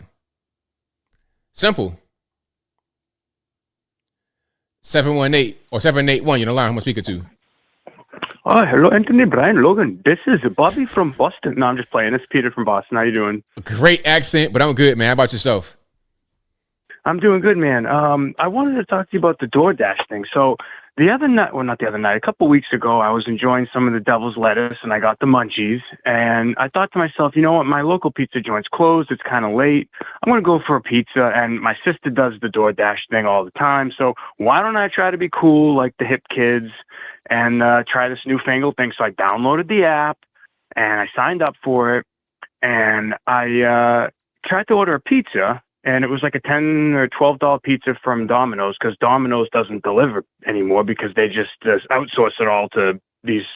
Well, maybe in some areas they do, but where I am, Domino's they don't deliver. They DoorDash doesn't now, so use them, and they love it because they don't have to pay delivery drivers, which is kind of lame in my opinion. But anyway, so I set it up, got the pizza going. I'm excited. I got my pizza, I got the munchies, and then all these fees. And I've heard you complain about DoorDash, and all of your reasons for your complaints I totally agree with. But on top of them, they got these fees. Like it's like a DoorDash fee, delivery fee, then add the tip. And now it's like, oh, you better add the tip because you're going to get smashed if you don't give a tip, apparently. You're going to get stabbed, or you get pizza spit on. So it ended up, a $10 pizza ended up being like $22. And even with the munchies, and my altered state of mind, I knew, no, I'm not spending $22, like more than double. And that'd be more than double. And I couldn't believe that. I don't know how people complain about the price of food Yet something like DoorDash comes to life and it exists where you pay double what you would pay if you just picked it up on your way home from work. I don't get how it exists. It blows my mind. I don't get. And then on top of that, like you say, you got all you don't know who's bringing your food. You don't know what they're doing, where they're driving, what kind of stinky stank they have in their car. It just, I don't get that system. I don't understand it. I don't think it's the people that do it are vetted enough. I'm sure there's plenty of good, honest people that do it. Like the guy that was just talking, you said he did it. He sounds like a nice guy, right? But like still, I don't know. It creeps me out, man. DoorDash, I don't get it. I feel like it's one of those things that's going to come and go. I don't know. That's my opinion. I agree with you 100%. You said it perfectly. You said everything perfect. I agree. I never did understand it. It didn't make any sense. So I just old school, order food, go pick it up, or novel idea, I cook. How about that? Yeah, right. Exactly. Cook. I mean, learning how to cook is a wonderful thing. See, I'm struggling because I struggle in the kitchen a little bit, to be honest. And I'm single, right? So I'm trying to get better at cooking because I feel like if I'm good at cooking, I'll be able to woo, a potential mate, and that'll be a nice thing, look, I make this nice meal for us and blah, blah, blah. So that's just good humanity points if you know how to cook. That's a life skill, life insurance type deal is knowing how to cook, being good with some herbs and spices, figure it out. And it just makes you a better person, makes the world better. I don't know. Less DoorDash makes the world better because you got less sketchy people and less hatchet people stabbing you over a couple bucks. I mean, that's bananas. I don't know. That no way. I feel like that kind of stuff hurts that company a lot when you hear people getting, shanked with whatever because of your tip. Like, I don't know. We'll see how long these things last, but I don't think it's very long, man. But anyway, I hope you have a good night. I love listening to your show, and I can't wait to hear more of your Uncle ABL stuff because I get a kick out of that. And I'll catch you on the flippity flop, my man. Thank you for the call, man. Definitely appreciate you. Yeah, thank you. Have a good night. All right, great call. And to speak about cooking, I know a lot of guys, a lot of men struggle with cooking. I'm not the best cook in the world, but I cook enough to sustain myself. Like if you asking me to bake a cake or something crazy like that, then don't hold your breath. Hey man, grab a Snickers. You're gonna be waiting for a while. If you want ABL to bake you a cake, that ain't happening. Okay, I can put some potatoes in the oven and not burn them to death. Like what I normally do, I have an air fryer, but it's not an air fryer. It's not one of y'all's air fryers. Not y'all, but you know what I'm talking about. Hold on. I'm gonna show you what I have. I have a convection oven, basically. It's like an air fryer, but it's a little teeny bit different. I don't have that little black pill thing. Like this is kind of like what I would have right here. Hold on. Let me show it. So I have this. Or is that it? Yeah, I got that. So this is the Breville. See that? It's like a toaster oven. Mine is not quite like that. I don't have the basket. I got like a regular flat rack in there. But it's like this. So it's like a toaster oven. You could put toast in there and toast it with the setting for toast. You could cook things in there. What I cook in there, I cook fish and chicken. I go to the Publix right around the way. It's a bunch of those around here. I go to the produce section and I ask my man, yo, let me get some of the fish fillets, the salmon. I prefer the farmed rather than the wild caught to a certain extent. Although the wild caught is better for you, the farm tastes better to me personally because of the fatty content. The wild caught is more athletic. It's like he be out there trying to run from sharks. But the farmed is just, he's kind of chilling. You put that in there, put a little bit of olive oil, a little bit of some spice, some seasoning, whatever you want, whatever tastes good to you, a little bit of it. Put it on a little pan, aluminum pan, or like put it on a pan, aluminum foil, put that in there, put it on 450 for 13 minutes for your salmon fillet, and it's done. Some rice, if you know how to boil water, you know how to make rice. It's easy. Easy. Listen, I'm not going to be out here making all kind of fancy dishes like that girl on TikTok that be whispering. I'm not going to be doing that. What's her name? Nara Smith? Man, please. I would never. I can't even. That's That violates the man code. We're not doing no stuff like that. But I can cook enough to be able to eat and not die of starvation. You understand what I'm saying? Yeah, that's right. Hey, the sedentary fish, they taste much better, Monique. The athletic fish, he be working out, he cut up. I taste the ocean. It's not a bad taste, but it's different. Give me the fish that be kind of like in the lawn chair most of his life. Give me that fish. Yeah, the lazy fish tastes great. It got more fatty content. That's probably what I like. All right, but the wild caught fresh is different. Most certainly different. See, they're talking about adding lemon and garlic. See, I don't do all that. I'm a regular dude in this house just trying to not die of starvation. So if I can cook that, you can cook that, boss, if you listening. Let's keep on going. And the phone lines are blowing up. Y'all please hang tight. Let's go to. Okay, I'm answering, but it's not answering. 949, you're on the line. Who am I speaking to? Hey, good evening, ABL and chat. Marta Allen from Menifee. How you guys doing? Happy belated Merry Christmas. What did you get for Christmas? I got some cards. I got some monies, and I got a lot of people that love me that say Merry Christmas. Awesome. I did the same. I gave moolah this year. I was calling to tell you about DoorDash. I'm a DoorDash lover. I have to admit it. I've had a couple of times where things didn't go my way when it came to DoorDash, but I actually have used DoorDash as a private investigator or a welfare check instead of calling the police. So for my mother-in-law, what I've done, since she wouldn't answer her phone or even check mail, I got DoorDash to deliver something. And so she had to open the door and she was surprised. She's like, oh, what is this? And so we knew that she was okay because she received the chocolate and the cat treats and whatever else. And then about 2 weeks ago, I used DoorDash to get my dad had passed in January, but he was always trying to get a hold of this old friend. Well, I find out what her address was, and I did a DoorDash order, and the DoorDasher said, oh, she's not there. I said, okay, well, can you please put my name and my phone number, my email in there? And wouldn't you know it, 26 years later, I got to talk to her on the phone. Thank you, DoorDash. What do you think about that? That's very, very creative. And hey, I say whatever kind of tool you can use to get the job done, hey, it works for me. Yeah, it was so awesome. She was so unbelievably shocked. She didn't know it was DoorDash. She thought it was a local, I was in the area, because she texted me and she goes, "Oh my God, are you in town?" And I'm like, I texted her back. Can I call you? I said, no, it's DoorDash. She goes, what's that?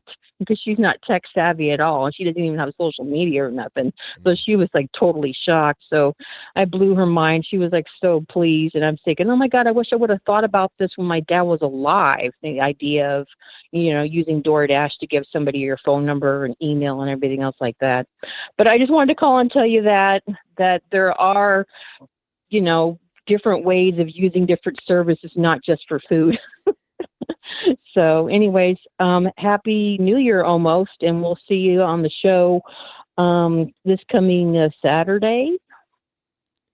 It'll be today, Saturday, so it'll be I'll be Wednesday. Yeah, Wednesday I meant to say. Yeah, New Year's Day. That's right. I'll be here with New Year's Day. Okay, everybody in the chat, have a good New Year's, and we'll see you on New Year's Day in the chat. And I was going to say again, I love DoorDash. Talk to you later. Good night. Good night. Thank you for the call. Thanks for everything. Bye. All right, great call. Shout out to her. But I'll tell you what, though. If I get unsolicited DoorDash, I'm sketchy. I'm not coming to the door at all. I'm getting my pistol, actually.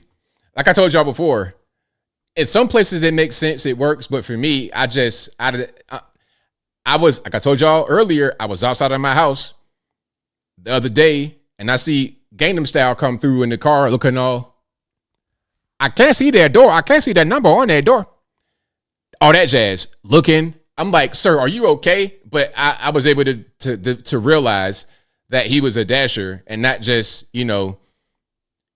up to no good, basically. 206 on the line. Who am I speaking to? Hi, it's Amazing Disgrace. Good to talk to you, ABL. Right on, man. What's happening? Yeah, I was just calling in to talk about the H-1B situation that's been going on lately. And basically, I'm kind of wanting to point out that the computers have already taken over, a lot of the tech jobs, or, they're starting to already, I should say.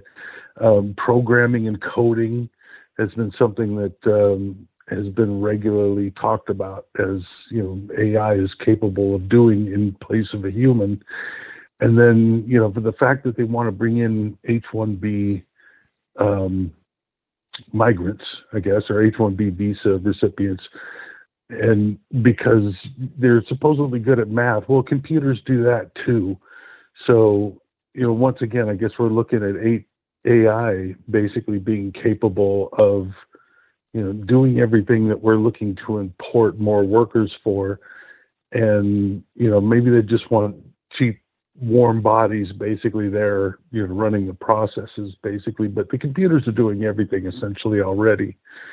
And, it seems kind of ludicrous to me, the reasoning that they're using to put this all on us right now, because honestly, if they're such great engineers and such great mathematicians and such great business minds over there, why isn't India an economic powerhouse already? You know what I mean? Like, why would they have to come here to grace us with their presence when, they could make India great, essentially?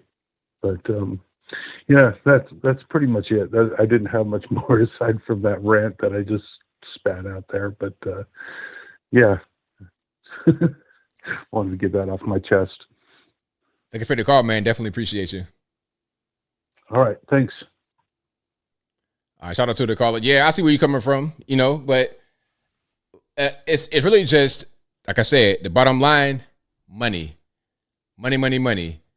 Who could do the job for cheaper? That's all that matters. 215, you're on the line. Who am I speaking to? Hey, hello, ABL. How's it going? It's all good, man. What's going on? Hi, yes. So basically, I saw when Jake Uger was get into a debate with what's her name, Francesca, and basically, I guess she's trying to accuse him of switching sides and accuse him of talking to MAGA. And it's like everybody's accusing Jake Uger of switching sides and talking to MAGA. They say, oh, you only want to talk to MAGA and Trump because it's more profitable, and you're just trying to make a profit off of them. Now, you talking about Ramsey? No, Francesca. You probably never heard of Francesca. Is that her last name, Ramsey, though? She black? She black woman? No, I'm not. You said she what? Is she black? Not black, no. She's light skinned. Okay, because I know another person named Francesca Ramsey, and she's like a super liberal. So I gotta see who you're talking about. I'll probably check it out later. But the thing about you'll see her on like Pierce. Go ahead. The thing about people trying to say that about Cenk is because he is not one of these people that just falls in line no matter what. Because you can see things wrong with your party and identify it without having to be on the other side. And you can also talk to the other side without being on the other side. They're kind of like gang members in the sense to where you can't say anything to anybody else. You got to just stay within the party. You can't criticize the party. That's whack. If I see something I don't like, whether it be left, right, I'm going to say it, period. I don't care.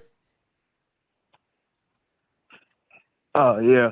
So, it's like, because he's with the Democrats, he's trying to give them a lot of constructive criticism that'll help them.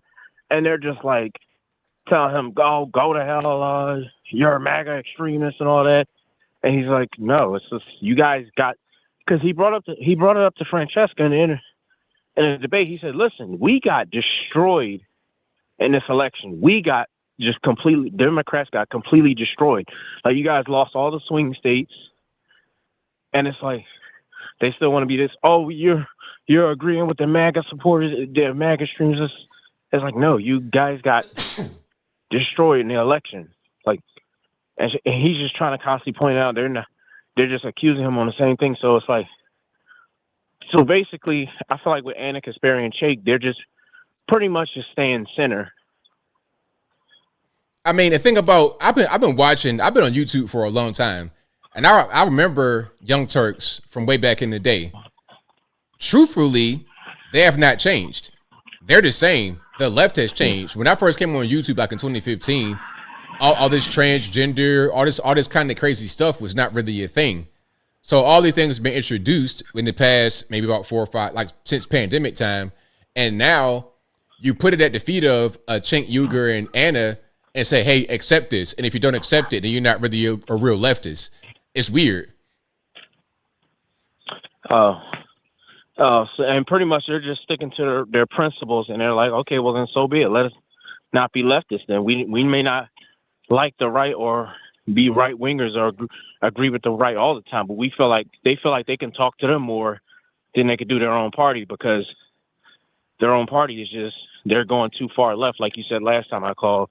Mm-hmm. And it's like everybody's still trying to accuse Cenk of just being a grifter, and it's like, I was like, no, he like you said, his position, his stand has never really changed.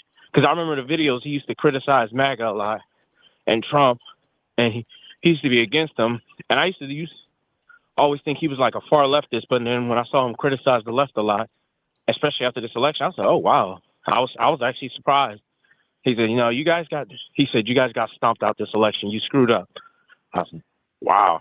So that changed my mind completely. And one more thing I would like to say, ABL, is that video, I watched that woman get set on fire by that immigrant. And basically, they said, did you hear about him being on K2 on drugs and drinking alcohol, being an alcoholic? I did not hear about that, but if that's true, I wouldn't be surprised. No, because they said one guy who seen him inside the shelter, he said every time he would come back drunk and high, he would never be in his right state of mind. He would just do stuff and not even realize he did it. Just be out of his mind. That's what he said. So, and when he set that woman, and I'm going to be honest with you, I watched an uncensored version on Instagram. Bad move. Because Instagram, that's where you could. Yeah. You probably regret it, don't you? I ain't going to describe. Because, listen, I'm gonna just say this last thing. I'm going to wrap it up. I've been desensitized to a lot of stuff, but that, I'll never be desensitized to that. I'm with you, man, 100%. But thanks for taking my call, ABL. Thank you for the call. Definitely appreciate you. All right, you have a good night. Shout out to the caller. Yeah, man. I saw that the uncensored version was on the internet, but I was like, I don't want to watch that. I'm not trying to scar myself right now. Yeah, I'm not trying to scar myself. I'm good. So let's just not do that. All right. I'm gonna take a few more. Then I wrap it on up. Put the bow on top. 615. Hit online. Who am I speaking to? What's going on, ABL? It's Boomhauer, man. How you doing? It's all good, man. What's going on? Man, I got several little things to tell you about. First of all, Merry Christmas. Hope you have a really, really good Christmas, man. Mine was really, really good, and I hope yours was too. So I know you're talking about this DoorDash stuff and all this Uber Eats stuff, right? So I got a story for you.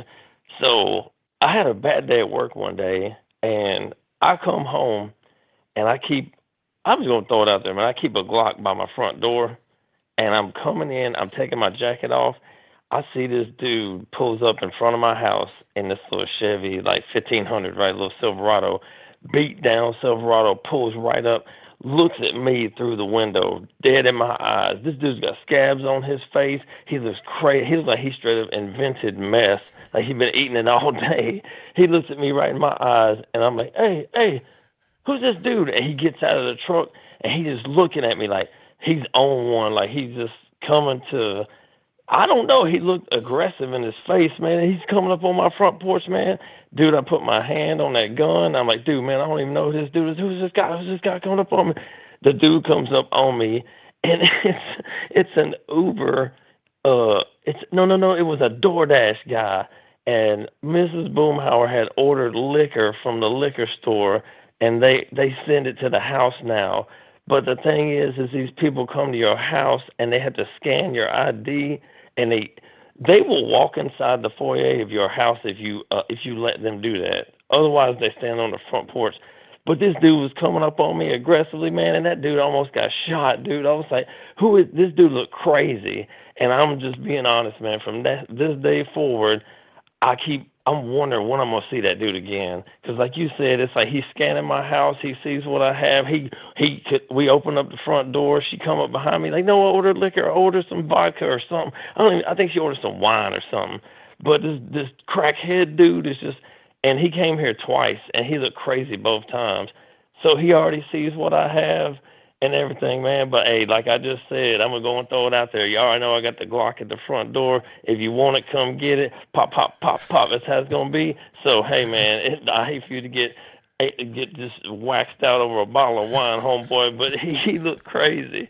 So I did want to throw that part of the story out there. You know what I mean? Because they do look wild, and it is you are giving them your address. They are showing up. They are giving you your product that you paid for. But they look, hey man, untrustworthy. You know what I'm saying? For real. If I was to see that situation, I'm like, man, I don't know what this dude is on, what he's about to do. Why is he here? But whatever the reason he's here, I'm ready to go ahead and shoot him. If he does one false move, it's over. Yes, exactly. And that's what dude, if you would have seen the look in his eye, he looked like I had slept with his old lady, and he's going to get revenge on me. That's what he looked like in his eyes. He was like coming up aggressively from his truck, and I'm in my house looking at. You got to think, I'm coming off work. I'm taking off my jacket, and I'm looking out the door. I'm like, who's this dude in this white truck? And I'm just looking, and I'm like, hey, yelling at her. She's on the other side of the house, and I'm like, hey, who's this dude in this white truck? Hey, what's going on? And here dude comes up like hard, coming up on me. I'm like, oh no, it's time. Click, click, boom. I got it right here, dude. It's on. You want to come to this door and get some of this? It is what it is. You know what I'm saying? But on top of that, so to piggyback off of that, so when we went out, I didn't get to finish. I remember I told you we went out for Mrs. Boomhauer's birthday. Yeah. So when we were downtown, we Ubered downtown. I paid for that, but my buddy paid to get us back. And he kept trying to Uber XL, and he couldn't get nothing because it was getting later and later. He finally get a car, and we got a Toyota Camry. And, man, we go out there to get in this dude's Toyota Camry, and this guy, Ezel from Friday jumps out the front seat. And he goes, hey, man, y'all all four get in the back seat. And we're like, get in the back seat for what? Huh? And I looked, and he had his old lady in the front seat, dude. Mm-hmm. And I looked at him and I go, wait a minute, who's that in the front? He goes, man, it's my old lady, dog. I said, I looked dead at him. I don't even care. It is what it is. I'm gonna say what I gotta say, and it's just flat for me. And I looked at him dead in his face. I go, dude, how you got your old lady riding with you, dog? And he goes, huh? And he got offended. I said, how you got your old lady riding with you, dog? Ain't you running a business, man? There's four of us. You can put four people in the back of a Camry. And he got mad at me. He was offended. And then his old lady turned around like, huh, what you say to me? And she had something to say to me, too. It was ghetto. It was crazy, man. And I was like, man, we're going to skip this. I ain't doing this. I ain't getting in this Camry with this dude and his crackhead old lady, man. This is wild, man. So shout out to the Uber drivers and everything, but you never know what you're going to get, man. That is no lie. You get out there and you hit the app, and hopefully you get somebody nice. Most of the time you will get somebody nice, but them crackheads are out here, man. They are. Fentanyl is real, and it's really happening, man. It's really going, man. So yeah, I just want to call you and tell you about that, man. It was crazy. That's wild, man. So yeah, more of the story. Be careful about these Ubers and whatnot, because you don't know who coming to your house. It could be anybody. It's you gambling, big risk. Yes, it is gambling. You are for real gambling, and they could be murderers. Man, that is crazy that lady got stabbed over $5, dude. And the fact that they let the people back into they were in a hotel room. Oh my goodness, man, that's crazy. Like the biggest nightmare ever. But we got to stay strapped, man. Everybody needs to go to the range. Everybody needs to be trained. Y'all need to stop being scared. When I first grabbed a gun, I was scared too, man. When you shoot a shotgun as a little kid, it's going to throw you back, man. It's going to scare you half to death. But, man, you have to think in your mind this is life or death for me. I'm either going to get out here and train and learn how to hold this thing and figure out the rights and the wrongs, or I'm going to have to fist fight this fool. And when you start fist fighting somebody and they pull out that knife, man, they start going, gah, gah, gah, gah, gah, and they yakking you, you're hacking you in your ribs, you're done, man. You're dead. All they got to do is hit that lung, and it's a wrap for you, man. Either that or you just keep the door locked, man. Don't open the door to these fools, these crazy DoorDash people. $5. Hey, shout out to her though. She found out she was pregnant, so at least we're gonna have new life in this world. But that's crazy that she had to find out she was pregnant because she got stabbed up, man. But God bless her. God bless you. Merry Christmas. Happy New Year to everybody, man. I love all y'all, man. Shout out to Ivan, man. Come through with some crap tonight, homeboy. Peace out, man. Love you, dog. Bye. Thank you for the call. Appreciate it. Bye.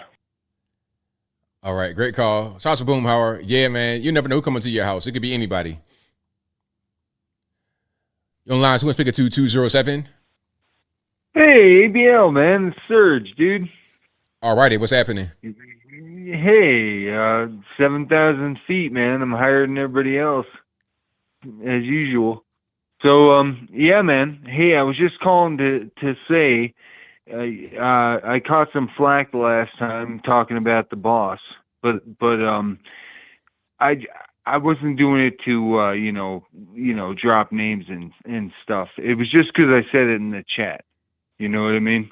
Okay. And somebody was saying I'm obese in the chat too. I didn't really appreciate that. I'm 5'10" and 180, man. You can say whatever you want about that.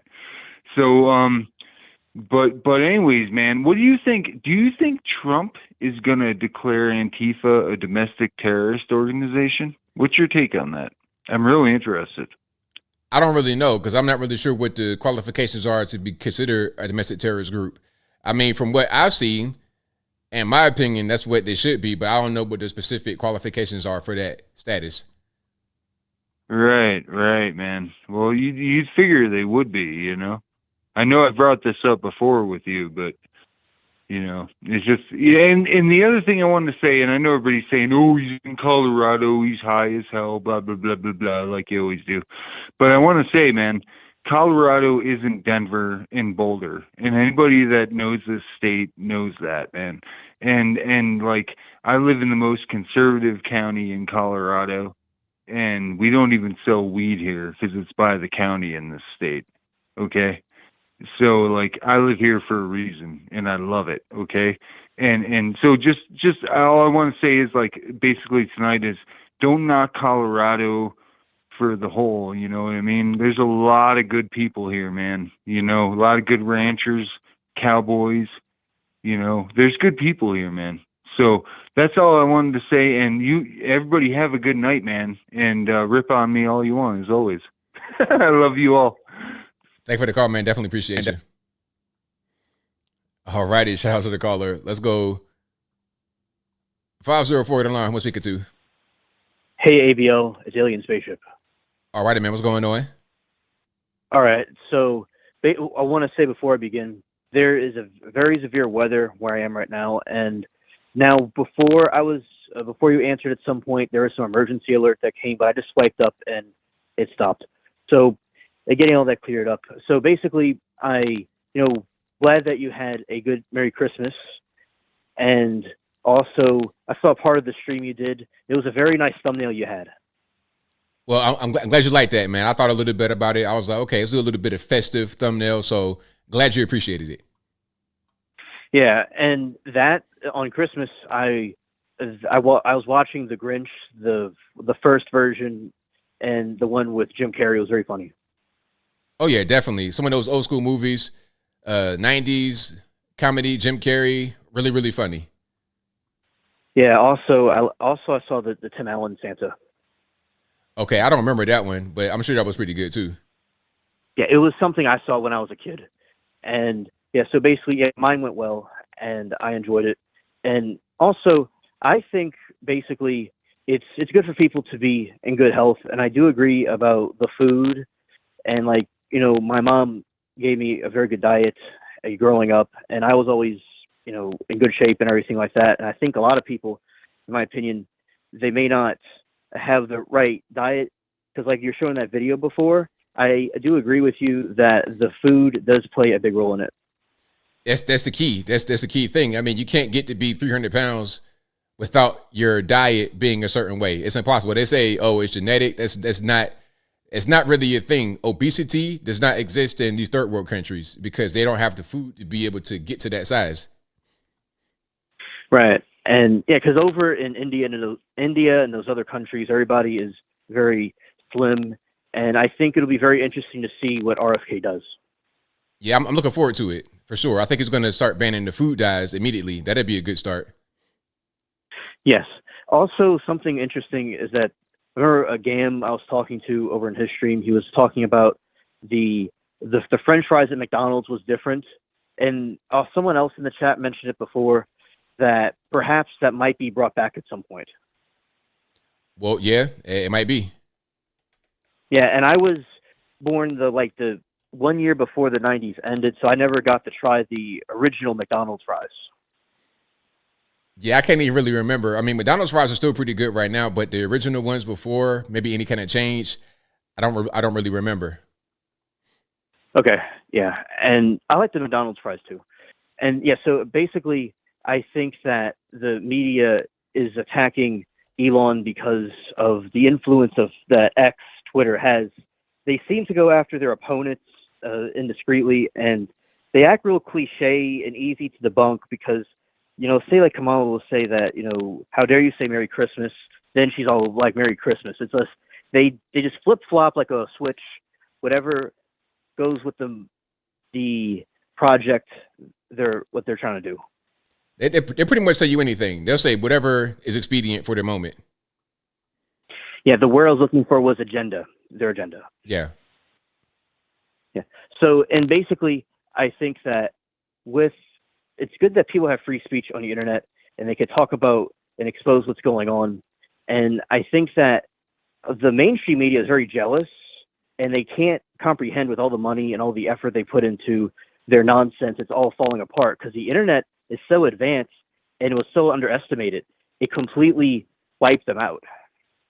Right. Absolutely. They just kind of, they talk about us being slow and not really responsive, but really we were the ones that were on top of the new media and we were able to build that up to get a message out there. We were not relying upon them. Right. And you have done very well with this. Thank you. I appreciate it. Yeah. Another thing about the mental health of Joe Biden, everybody gets older at some point and nobody lives forever. And I think that just like with an older computer or an older system, I think that he has, his mind is deteriorating and the media is completely covering it up. Oh, of course. And it was like that from the beginning. I mean, because we saw the decline early. It's not anything new. Right. And also, you're talking about the self-defense thing. Yeah, I think anybody that has like a fake pew-pew that's trying to go and do something bad at people, they mess around and you find out. Absolutely. Yeah, because people think that they could just do whatever they want, but there are certain rules and regulations to follow. And I think people these days lack respect for each other. They really do. It's really a problem. And I think with as the 2000s and as the time has gone on since then, people have gone down the path of division because, some people can't have a civilized political conversation with, like Chuck Yeager. He could see things that we're doing right, and he's just trying to find common ground and talk to them. But his side is like being like a gang or in like a cult, like what Jim Jones did. You can't leave the cult. That's right. And the Democrats always have this like plantation mentality. You're right. You're correct about that. Yeah. And before I go, I want to say that finally the spinach has sprouted, and I'm very excited about that. And that's always a good thing. So shout out to the plants, the spinach. I think that'd be good when you're able to go ahead and collect it and use it. Yeah, I've made my own salads out of them before, and it's very good. And also broccoli from the garden is really delicious. Oh, absolutely. Because it's very, very dark green. Like some you see at the grocery store, it's like kind of a lighter green. It's like from the plant. It's completely dark green. Ah, okay. All right. Okay, ABL, Happy New Year to you, and thank you for taking my call. Thanks for the call. Definitely appreciate it. Happy New Year. Okay, thank you. Bye. All right. Shout out to everybody. That will be a wrap for me tonight. I appreciate y'all for joining. I did a little bit later because I was kind of late getting to the phone calls, but shout out to you guys. I will see y'all on New Year's Day for the stream, and I'll put out pre-recorded videos throughout the week. I think I'm gonna do some videos tomorrow because I'll be traveling a couple of days earlier in the week. So, but I got some good stuff for y'all coming up. I got some really good videos, really good content for you guys coming up. So, and again, I will be streaming on New Year's Day, which is Wednesday. Can you believe it? We're already in 2025. In less than 1 week, we'll be in 2025. Wednesday is January 1st, 2025. It's so crazy. We're 25 years into the new century. Back in my day, I used to write 1909. I probably have a paper of mine when I wrote 1980 something when I was in school. Like kindergarten, first grade, I might have wrote 80s on there. It's crazy. But hey, we're here. We made it. We didn't die, unlike what Joe Biden and them were saying. Remember the whole winter of death? That didn't happen. We're here. Shout out to all you guys for making it. And here's to one more year. 2025 coming up in a few more days. All right. But again, shout out to you guys. You guys are the best audience anywhere on these interwebs. If you like what you heard tonight, if you enjoy the content in general, please give this video a thumbs up. Like the video, share the video, do all that good stuff. That'll help me out tremendously. This will be available in your favorite audio streaming podcast, whether it be Apple iTunes, Spotify, Google Play, etc. Link for that will be in the box, or just search ABL live on your favorite audio streaming platform, and I should pop right on up. Thank you to everybody that's watching, retweet, and super chat. And I could not do this show without you. Thank you to the mods for keeping the trolls in check. I really, really appreciate y'all for that as well. We're also on Rumble, if you don't know, the newest platform we're on. We're everywhere. We're YouTube, of course. We're Facebook, Instagram. I don't have much content on X, Twitter. I don't have much content on there. I do have some stuff on TikTok, but we're also on Rumble. So check me out on Rumble. Search Anthony Brian Logan. I'm verified. I'll pop up. Let's do it. I think how many people we got now? We got 770. I think my goal was 1,000 by the end of the year. 772 right now. So I'm a little off of that so far, but hey, let's get to the goal is still 1,000. We still got a few more days, so I think we could do it. All right. If you guys don't know, here I am on Rumble. And what I'm going to do before I travel a couple of days, I think I'm going to try to get the live streaming set up on Rumble before I go. I'm going to do that. But we got the regular pre-recorded content on here. We getting some views. I think I had one video that had like 601, 800. Okay, 800 views is not bad. To have 772 followers is not bad. Hey, you got to start somewhere. So again, y'all, please follow me on Rumble. Follow me everywhere. TikTok, Instagram, Facebook, YouTube, of course. If you're not subscribed to the channel right now, go ahead and subscribe. It's free. It's easy. Go ahead and do it. But that'll be a wrap for me. And Uncle ABL, yes, Boomhauer, Uncle ABL is coming back on the new year. I got a lot of content already lined up. All right. I got my time management down. Shout out to Monique. I got Monique on the team, pumping out some good videos, some short content stuff for me. And I got just people that are going to be helping me. So that's what we're going to do. Uncle ABL is coming back, and I'm not going to leave you guys with some kind of long hiatus ever again on that channel. So that's why, occasionally I will see a video I want to do Uncle ABL. I'm like, man, I'd be good, but I don't want to do it and then start and stop. I want to be consistent every day, at least one video a day, every day on that channel. 7 days a week, at least one new video on that channel. That's the goal for Uncle ABL. And eventually what I want to do is start going live. That's what I want to do. Do y'all know me and Kevin Samuels? Like, I got a video with Kevin back in 2017, back when I was still in Virginia. And a lot of what I did, I felt like Kevin was able to incorporate into what he was doing. Taking calls, all that kind of stuff. That's what we did. On that show in 2017, we took calls. Now, I'm not trying to say I'm the reason why he became what he became. He was obviously like a generational talent. But, of course, you come from somewhere, you start somewhere. And if he was able to do what he did, starting from us, O'Shea, Duke Jackson, and everybody, if he's able to do what he did from that, I'll be able to do what he did, but in my own way from that as well. So, yeah, RIP to Kevin. Shout out to him. Good guy. Good people all the way around. So yeah, HVM. Okay, I see y'all know about them. Yeah, we're gonna eventually, the goal is for Uncle ABL to go live. And what I want to do on Uncle ABL live is help young guys, man. Young guys out here. Y'all remember the young man that called me the other day and was talking about he wants to do that thing with that woman that wanted to have 1,000 men in one day? And I kind of like talked him off the ledge. That's what I want to do. Stuff like that. Get young men to do the right thing by themselves, treat themselves well, treat their women in their life well, treat kids, family, treat everybody well. That's my focus, is to get young guys on the right path. Women too, if they want to call me, ask for advice, but most of the young guys. That's why I'm the Uncle ABL. Alrighty. And we got the meet and greets too. I ain't forget about that. We gonna do a lot. So that's what we're gonna do coming up here in 2025. All right. And again, I will be streaming live on January 1st, New Year's Day. One super chat I need to read, then I wrap it on up and put the bow clean on top. Thank you to Kai's Proximus, who says, I think those will work against 47 in the long run. I mean, I understand why you would think that. But I think what's going to happen with Doge is that there's going to be some kickback from the general public who may not understand what's going on. Or, you know what, not even general public, people online.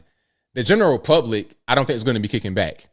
I think once we get the country back on track, that's what's going to matter.